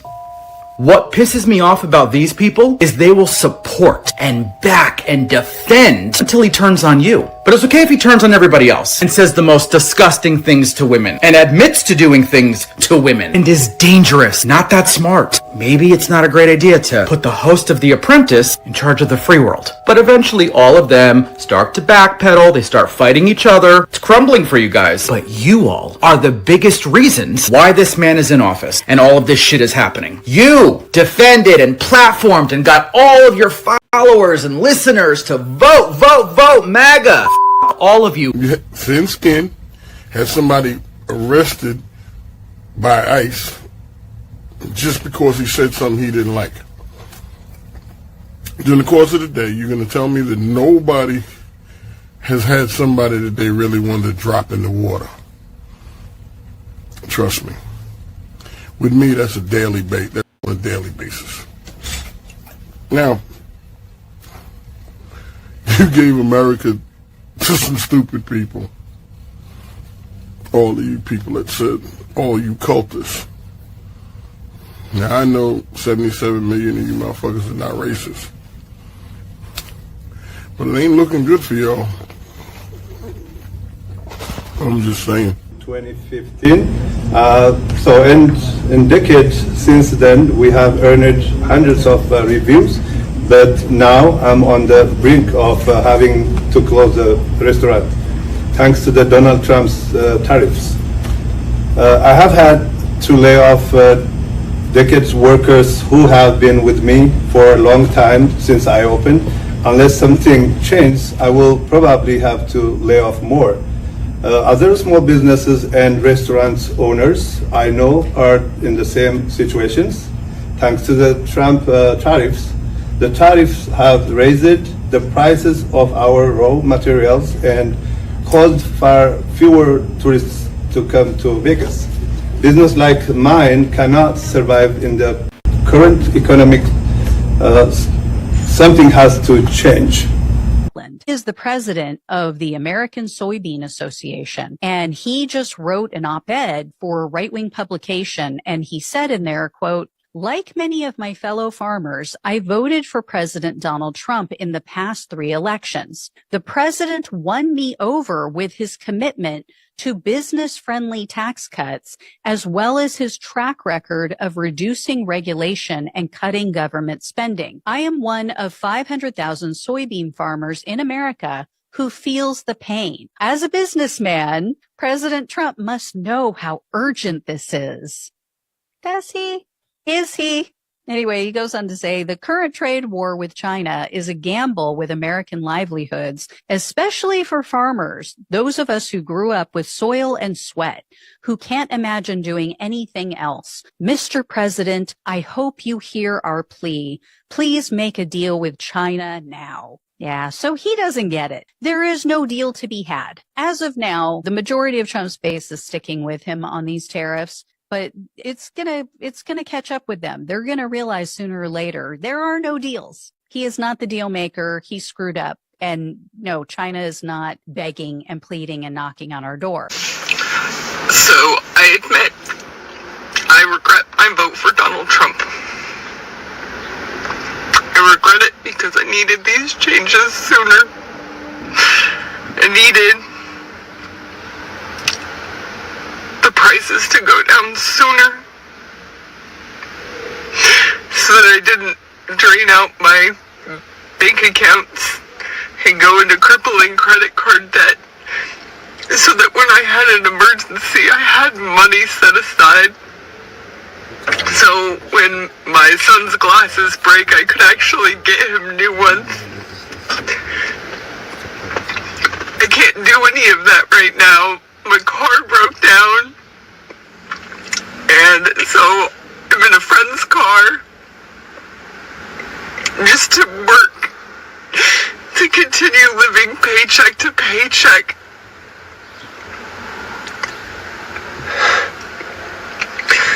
I knew it was going to be hard, and that it wasn't going to come fast. I just wish that things would work out better. I am tired of seeing these people get on these social media apps crying and complaining about they regret their vote because now their life has been turned upside down. A couple months ago, y'all didn't care about the black woman who was offering y'all better housing, better health care, better opportunities to go after the rich, to go after the price gouging. Y'all didn't want that. Y'all fell for a slogan to make America great again, and now your lives is turned upside down. I'm so tired of seeing all y'all regret y'all vote. We do not care. Y'all put us in this mess that we got to stick with. But to see y'all crying and hurt because y'all done lost y'all jobs, because y'all don't have no money to feed your family, because your 401k has been taken apart, and y'all want to get on this app and think people like us who didn't vote for this gonna have sympathy for y'all. So many people on here talking about they regret they vote. It's too late now. It's nothing nobody could do now. Y'all put us in this mess, and y'all got to live with it. If you lose your job, you got to live with it. If you don't got no food on the table, you got to live with it, because y'all voted for this. We didn't vote for this. So I just don't understand why these people even coming out. Stay away. Just stay away, because y'all did this damage to America. And it's only been 100 days. Just imagine what else about to happen. So please, stay where y'all at. Keep crying to the people y'all voted for and voted with, because people like me, I don't care, and I don't want to hear this shit, because y'all put us in this mess in the first place. I'll never understand why Republicans continuously vote for people who do not represent them at all, but rather represent the elites. Listen to these farmers in Arkansas, who all voted for Trump, by the way, pleading for his help because he is actively destroying their farms and their futures. Now, I've never been as worried as I am now about whether or not my kids and grandkids will be able to carry on. He said, I love you, Mr. Trump. I need to see the fruit of your love. 5 of my customers have committed.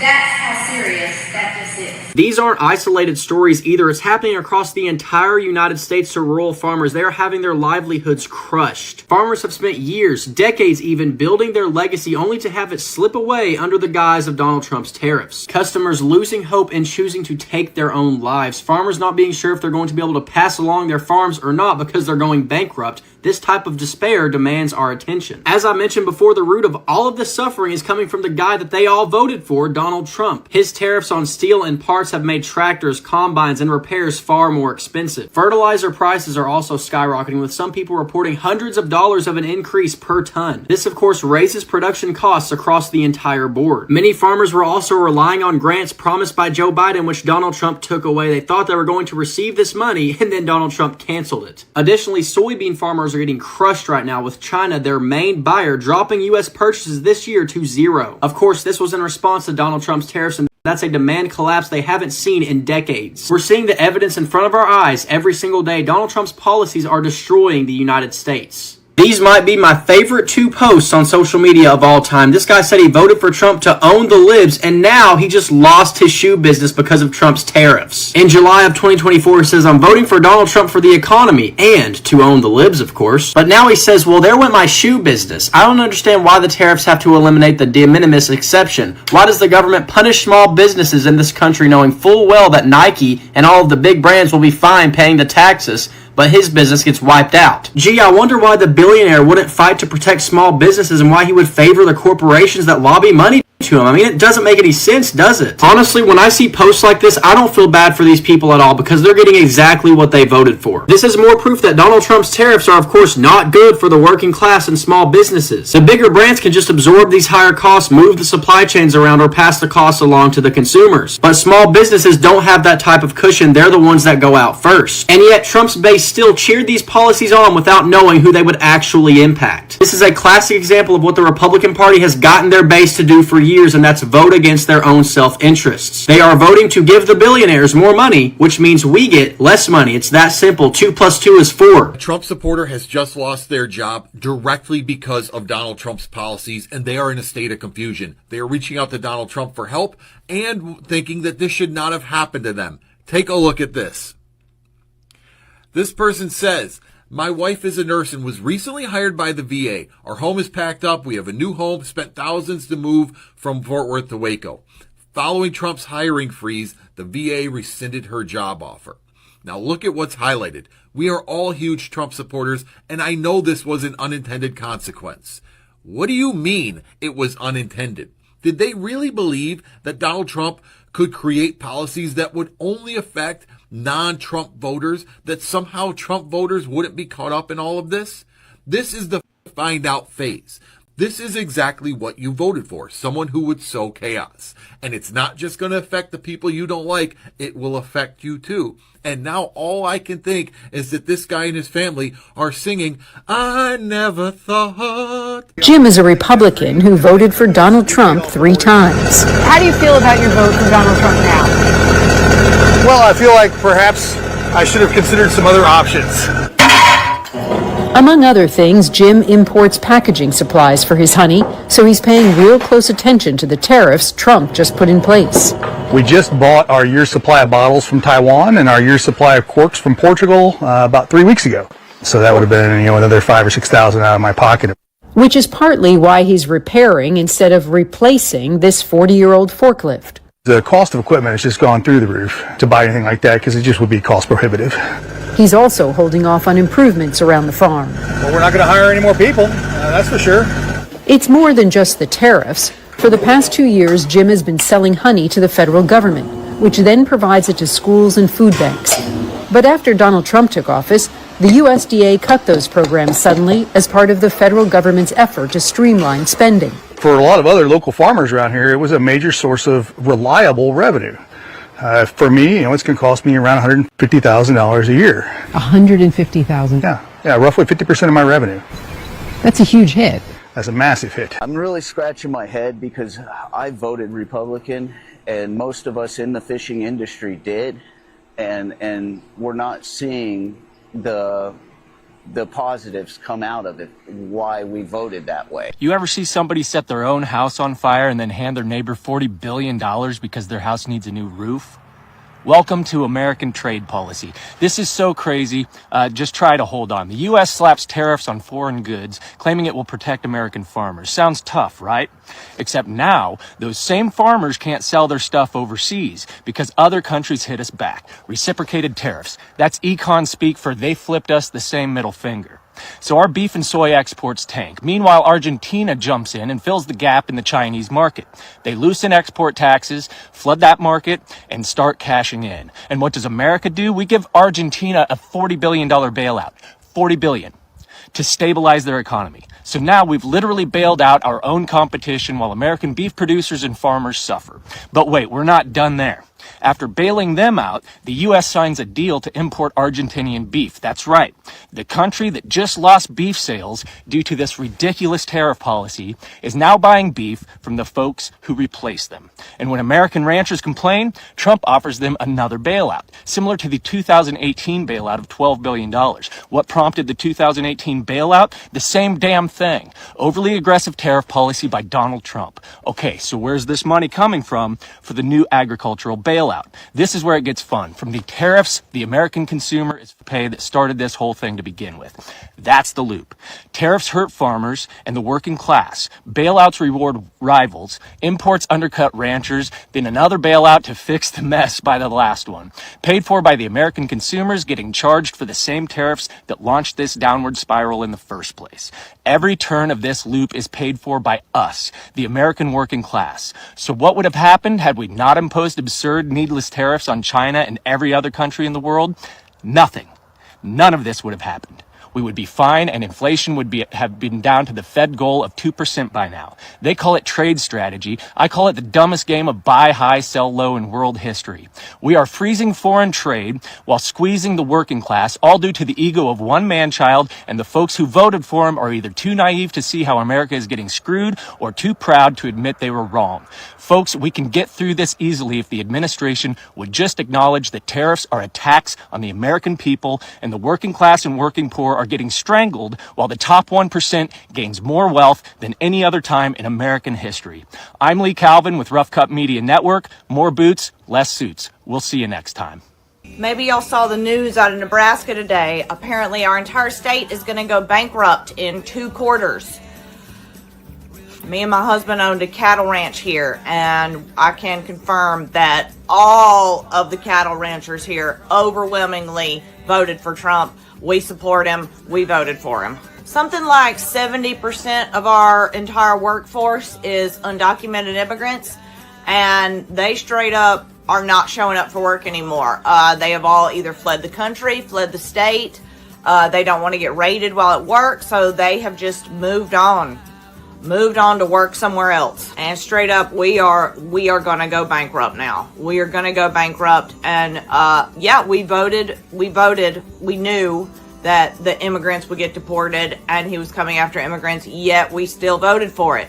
Overwhelmingly voted for our own demise. I was talking to my husband last night, and I have to admit that it seems a bit foolish now when you think about it like that we voted for something that is now putting us directly out of business. My QR code or click the link in the description. With at least another 4 years of this, they're counting on you to be distracted. This app is how you stay focused. So today's question from YouTube user Oscar Flores 1980 asks, do you think that the great USA evacuation could happen? And the answer is yes, because it is. There was a report that came out 3 or 4 weeks ago that actually talked about the fact that we have now seen a record number of U.S. citizens leave the country to move to Spain. Spain is now inundated with Americans buying property, moving over there, basically becoming expats from the United States. They wanted a better place to live, and they found it in Spain. We have seen other countries, other cities in other countries offering American citizens like, hey, we'll sell you this property dirt cheap if you want to move over here. You know, we've got these old villages that haven't been updated, but if you're willing to come over here, pledge an investment of, $50,000 to $100,000 into the property, we'll basically fast track you to dual citizenship or permanent legal residency. So other countries do understand, like, hey, Americans want out. This is our golden opportunity. So yes, I don't know if I would call it a mass evacuation, but a small scale evacuation has definitely happened, and the numbers bear that out. Now, where it becomes a real problem is with the brain drain, because we have also seen a record number of doctors, like regular medical doctors, like family doctors, Americans seeking UK citizenship has reached record high levels since Donald Trump was re-elected president. Ona Okarega, director at the law firm Immigration Advice Service, said there was a huge spike in British citizenship searches the day after the U.S. election in November. Meanwhile, there has been an increase in Americans seeking citizenship in Ireland, with a 46% rise in applications last year from people in North America with Irish ancestry. Here are the top 10 cheapest countries to move to if you're finding yourself not loving the result of the election. Hey, it's Madison, and it's my mission to help you travel more without breaking the bank, and I'm currently a full-time traveler living in Greece. In my last post, I shared the easiest countries you can move to, but they're not all entirely cheap, so let's go and see which countries would be a little bit more bang for your buck. Number 10 is Thailand, particularly the city of Chiang Mai. Number 9 is Panama, which was also on the easiest countries list. Next up is the Philippines, which specifically has low rent and also a retirees visa program. Cambodia, with extremely low cost of living, particularly in cities like Phnom Penh. They also have a really easy visa process with a lot of options for renewal and residency. Next up is Ecuador, with the coastal city of Salinas being a great beach town option. Another option is the beautiful country of Nicaragua. They offer a retirement program as long as you have $600 in income a month. Really popular among retirees and digital nomads. Next up is Colombia, which has a retiree and digital nomad visas available. Number 3 is Portugal, which was listed as number 1 on the easiest scale. Golden or D7 visas make it really easy, and the affordability is amazing from what I hear, but I will let you know because I actually go there on Saturday. Second is the stunning country of Vietnam, really known for having low rent, food, and healthcare costs. Only call out here is that long-term visas are challenging, but a lot of people say that it's kind of easy to manage even just with a tourist visa. I'll let you do the research on that one. And the number 1 recommended option for cheapest place to move is Mexico. Much more affordable cost of living in smaller towns and coastal towns. There's that temporary residence visa that allows foreigners to stay up to 4 years. Let me know where you would choose to move. If you're an American who wants to flee to Europe because of the election, let me tell you how it's looking over here right now. Europe woke up this morning and freaked out. They think there's going to be war with Russia and they will have to go it alone because Trump won't support Ukraine against Russia and probably won't like Europe giving American weapons to Ukraine to defend themselves. And if Ukraine surrenders, then Russian aggression will move to the next country over. And Trump wants to pull the U.S. out of NATO, which means the U.S. will not come to Western Europe's help if that happens. And everybody wants nukes to defend themselves now, and everyone is saying there is going to be a hot war on the continent in the next 10 years. Second, Europe thinks that any hope of saving the climate is now gone. Anything they've been doing about green energy or reducing carbon emissions will be undone by the U.S. not doing anything about climate, or in fact, hastened by the U.S. loosening environmental regulations. Europe is also expecting to get involved in a big trade war with the U.S. now, because Trump can say, do what I say and I'll give you a sweetheart deal, or don't and I'll tariff the hell out of your exports, which Americans will fit the bill for. However, it will still affect European exports because it will be more expensive for Americans to buy them, which will reduce the amount of exports that Europe sells to the U.S. But for the time being and in the short term, if you're looking for a place to ride it out for a few years, Europe still ain't bad. I just did a video about how a Trump administration is going to affect, or likely going to affect, immigration law moving forward. However, if you are interested in leaving the United States, I want to announce that I will be partnering with an attorney in Spain who will be providing services with our firm to United States citizens who wish to either get a digital nomad visa, a golden visa, a retirement visa, or an investor's visa in Spain. Now, Spain is part of the European Union, and once you become a citizen of Spain, you can live and work anywhere in the EU. So, pin this video, save this video, share it. I will be announcing more about that in the coming weeks, and starting to take consultations shortly thereafter. If you want to escape Trump's America, please let me know what questions you have and what's holding you back.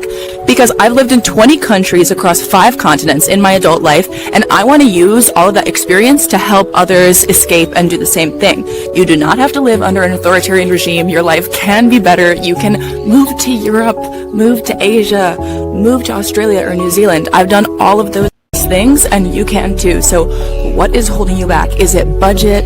Is it work? Please let me know. Ask specific questions, and I will do my best to make a video and write a comment helping you, because I want to use my life experience to better yours. Answering your questions about leaving the States and moving to Germany after the election. I told you Germany made it easier for skilled workers from around the world to come and work here. And some of you ask, what exactly are skilled workers? Basically, as a skilled worker, you either have to have a university degree or professional training and work experience recognized by Germany. How do you apply for a skilled workers visa? If you don't have a job offer yet, the opportunity card might be your best bet, because it's a job seekers visa. You can apply for it through the German embassy that's responsible for your region. To find out if you are eligible, you can do the self-check on this government website. Some of you guys said you want to leave the United States but keep your job. So can you work remotely in Germany for an American company? It's complicated because Germany doesn't actually have a digital nomad visa, so you still need a permit. And for that, you need a work contract that complies with German labor law. Your company has to pay for half of your social insurances and give you these benefits. Your best bet might be a freelance visa. Do you accept nurses? Yes, Germany is desperately looking for nurses and medical personnel. There are actually this many open jobs for nurses. Can you move here to get a university degree? Absolutely. And no student loans, because most universities, public universities, are free here. And yes, guys, since my last video, Germany has experienced some political drama. The coalition government collapsed, and we will most likely have elections early next year. Please check out my videos on that topic to know more. Actress and former daytime talk show host Rosie O'Donnell took to TikTok to share that in response to Donald Trump winning the election, she has moved to Ireland. Well, hey everybody, it's me, Rosie O'Donnell, and I'm here in Ireland, and it's beautiful and warm. Ireland just got its most high-profile import since Guinness, only this one is a little more bitter. And I'm trying to find a home here in this beautiful country. And when, it is safe for all citizens to have equal rights there in America, that's when we will consider coming back. Reports indicate that Rosie chose Ireland specifically because their healthcare system covers treatment for Trump derangement syndrome. Please like, comment, and subscribe.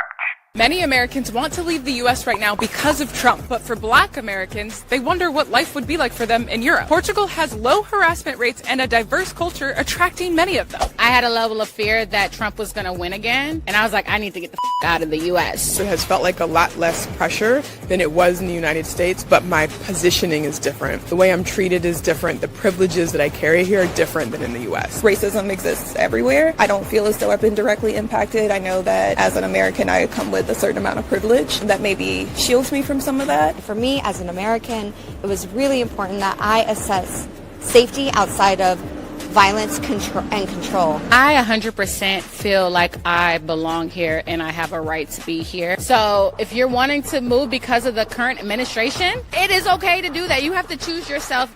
Choose your health, choose your peace. What do you think of their experiences? If you're thinking about leaving Trump's America for Europe, I did just that by moving to Portugal, and here are my tips. Really think about your timeline. How long is it going to take for you to gather everything you need in order to make that move? For me, initially, I thought, hey, I can do this in 3 months. When I really got into it, started researching, it took me 2 years. Be mindful of the language you're using and how you're describing the cost of living. For Americans coming with American salaries, how we describe things can really be off-putting for some people. Find someone who's already migrated, or find someone who has the skill set to guide you through it. Moving here is not a magic pill. It's not a cure-all. Racism, poverty, inequality still exist. It may look different, but it's still here. It seems like every election cycle, at least for, the last 20 years or so, We have seen people from both sides of the political spectrum tell us that if the other side wins, I'm leaving America. I'm not going to live under Barack Obama. I'm not going to live under Donald Trump. I'm not going to live under Joe Biden. I'm not going to live under George W. Bush. And I'm not going to live under Trump the second time, right? I mean, it's kind of become almost a running gag at this point of people saying, if the other side wins, I'm out of the country, right? And up until this year, it was mostly just bluster. It was all talk. People didn't actually leave the country because of who the president was.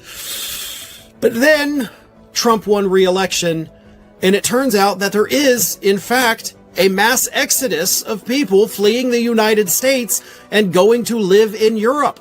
The European market is booming, particularly in northern Spain, where Americans are buying up homes and villas and moving over there.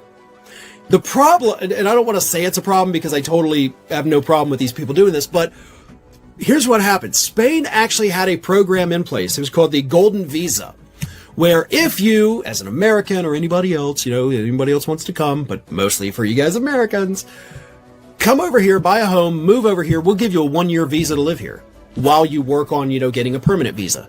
So all you had to do was just buy a piece of property, a home, and boom, you're a citizen for at least a year. That program became so popular with Americans that Spain, just in the last month or so, had to cancel it. They're like, all right, no, we can't do this anymore because you guys are taking up all of our property now. Home purchases by Americans in Spain have increased by 57% in the first quarter of this year alone. And a lot of it is they don't want to live in the nightmare that Donald Trump is creating for those of us here in the United States. But to be fair, that's not the only reason. According to the realtors in Spain, they say that the low cost of living in Spain compared to the U.S. is a big motivator for some of these people fleeing the country, and also gun violence. They don't want to live in a country with as much gun violence as we have, so they're like, screw this, I'm going to go to a different country. I'm going to uproot myself because Republicans love guns more than they love kids. That is a horrible statement to have to make, but it's a true statement. Right now, the number one group of individuals who are leaving the United States, according to the realtors over in Spain, are in fact members of the LGBTQ community and minorities. Because those are the groups that fear they are the most targeted under this complete Republican rule that we have in the United States. And for the record, they're not wrong. So we are losing people. This time, the I'll leave the country if Trump wins wasn't hyperbole. They did it. They're doing it. And just as a side note, I actually, there was a woman I worked with who I absolutely loved talking to her. She moved to Spain a few months ago after the election. She had said, if he wins, I'm moving to Spain. And she did. Kind of sad that I don't get to see her and talk to her anymore, but she seems... Per usual, Democrats are blaming Trump for something that Congress actually caused. The Trump administration isn't using emergency funds because those funds weren't approved for SNAP. That's called following the law. The man seriously cannot win with you Democrats and liberals. The facts are, during a government shutdown, the president can't just wave a pen and start spending money. SNAP, that's the food assistance program, is what's called a mandatory program, but it still depends on Congress approving the dollars to keep those benefits flowing. No funding bill, no spending authority, period. This has nothing to do with Trump or the administration. And of course, the Democrats are suing, spinning headlines, making Trump the villain once again because they act like they don't know the fucking law. It's Congress's job to fund the government, not the president's. I really wish the left would stop spinning everything to separate and divide this country. Stop blaming Trump for Americans missing food benefits. Maybe you should try doing your job and pass the budget. Fund the programs and stop using low-income families as political props. As always, y'all, if you like what I'm talking about, please share my video and share your thoughts as well. I regret my vote for Trump. I was told. I was lied to, I guess. that after he became president, women no longer were, I'm sorry, we were no longer going to have to work. Republicans have already started to turn on Trump, and I think the longer this man's in office, I think the more we are going to see conservatives come out and go against him. We have a labor force in America across many industries that has been built on illegal labor. That's a fact. That also cannot be ignored. And as a conservative and as a business owner in the construction industry and as a realist, I can say we have to do something about labor, and that needs to be a smarter plan than just rounding up every single person and deporting them just like that. So if you don't know who that is, that's Marjorie Taylor Greene. She's a Republican congresswoman who has been a Trump supporter since day one and has supported a lot of his policies. Now, that's not what's going on in this video, right? We can clearly see she is pivoting from her previous stance, which was obviously pro-deportation. But now, like others in her similar situation, because if you saw in the video, she has a construction business. And as anyone who is Latino knows, yeah, a lot of immigrants work in the construction industries. A lot of them are undocumented, and that's how they make a living. I want to point out something that she admits openly, which is that this country has benefited from illegal labor. What do you mean? Yeah, of course. And this goes back ages. And that's because companies understand that using illegal labor means that they don't have to pay them the same wages they would have to pay someone who is a citizen.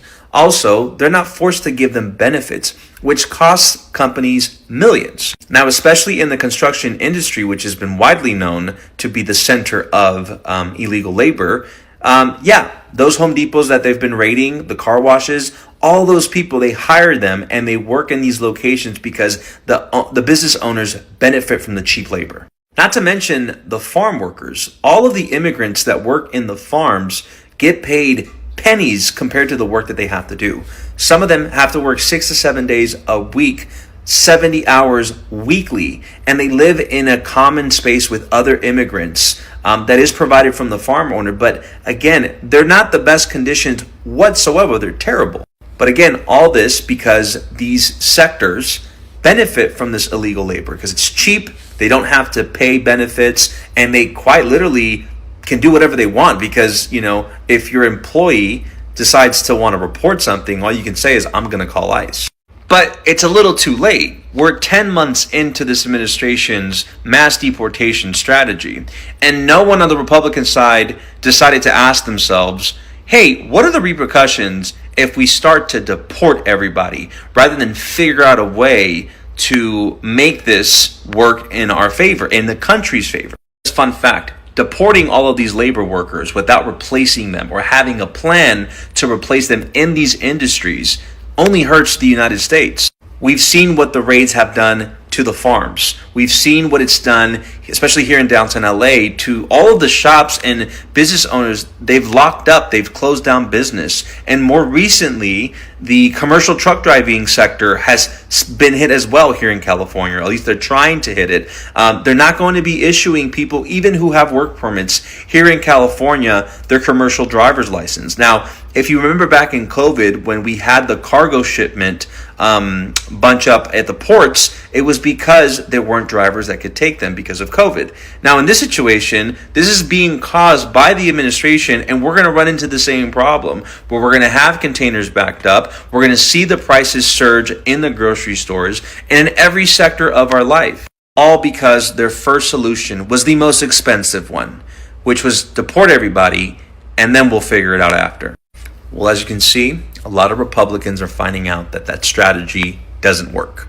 And also, just a reminder, we're 13 days now into our government shutdown. So, yeah, all of their strategies aren't working. And guess who's being hit hard the most? It's not immigrants, although they are seeing the suffering, but the ones that are going to get hit the most in the long run are American citizens, which again, the Republican Party always said it was America first. But it seems like all their strategies are Trump first and his billionaire friends first, not the American people. Now, what are you guys going to do whenever you realize Trump is playing chess. You think Trump knows how to play chess?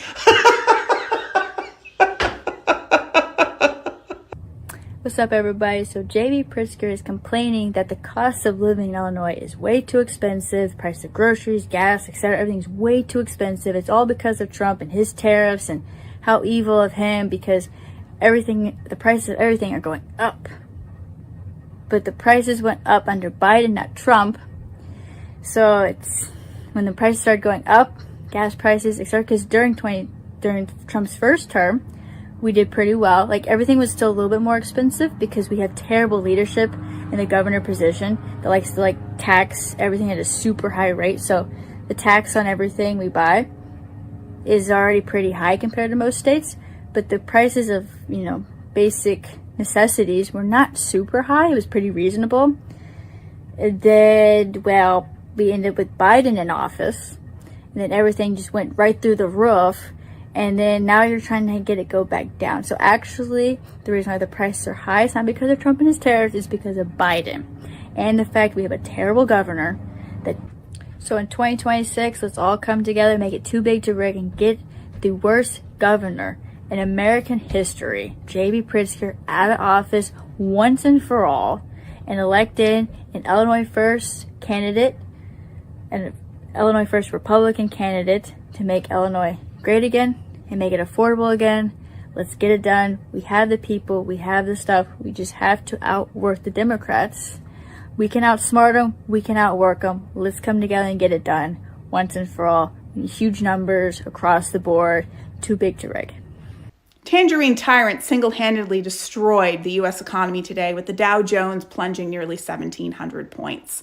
And while that's happening, he decided, hey, I'm going to go take off and head to a golf tournament in Florida.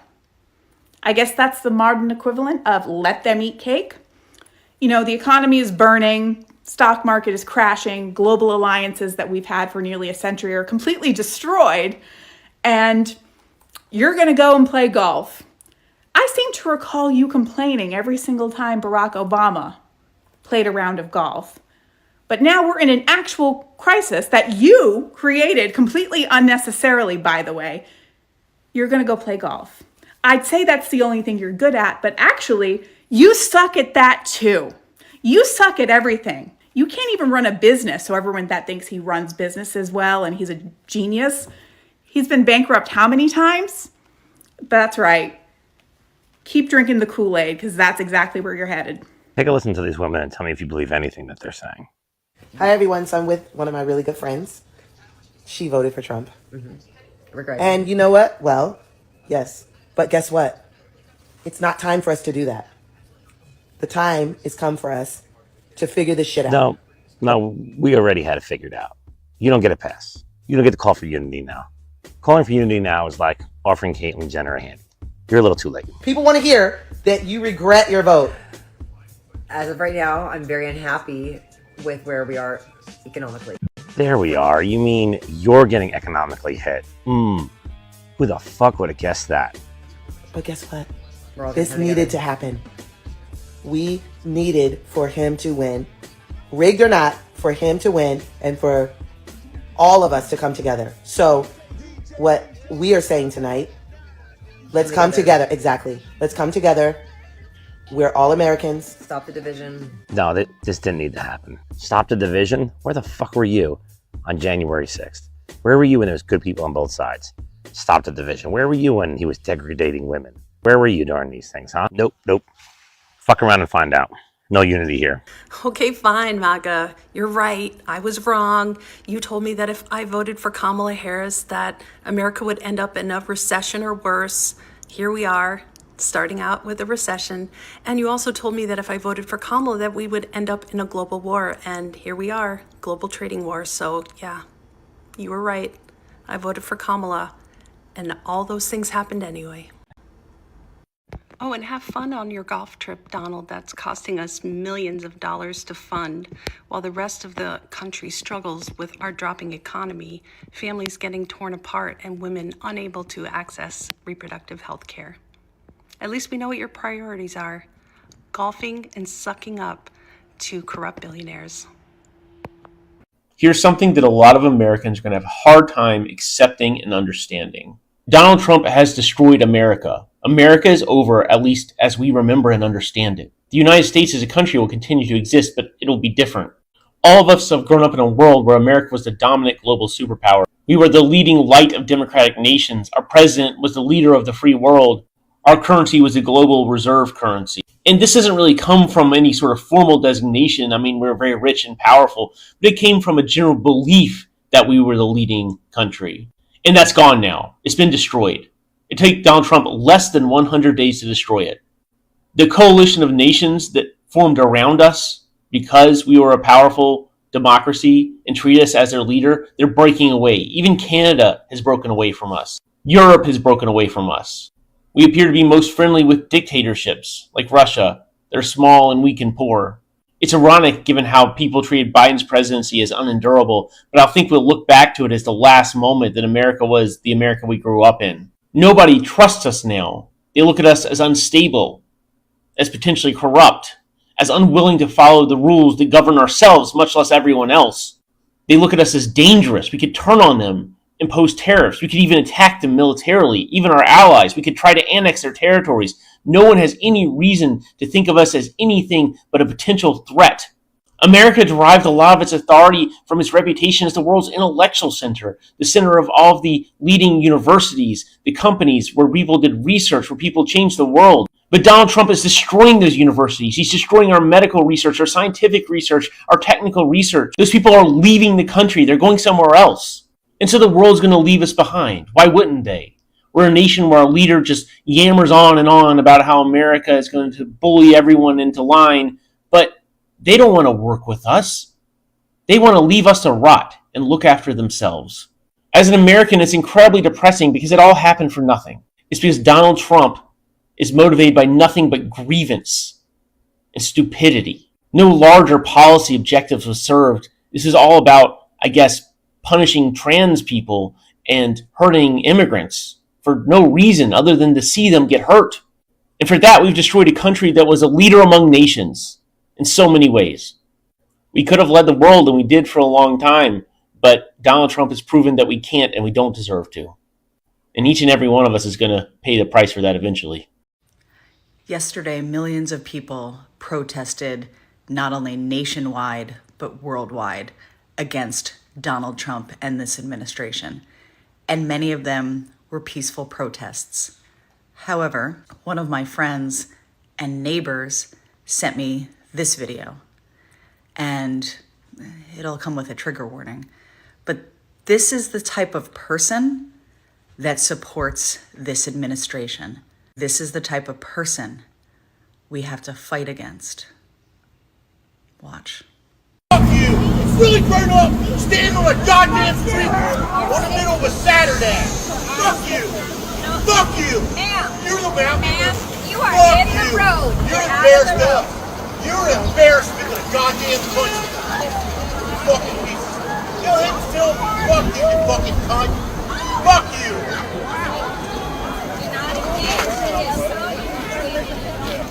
And the way he came up with his tariff numbers is some sort of weird math where he took the deficit between that country and our country and decided that I need something else.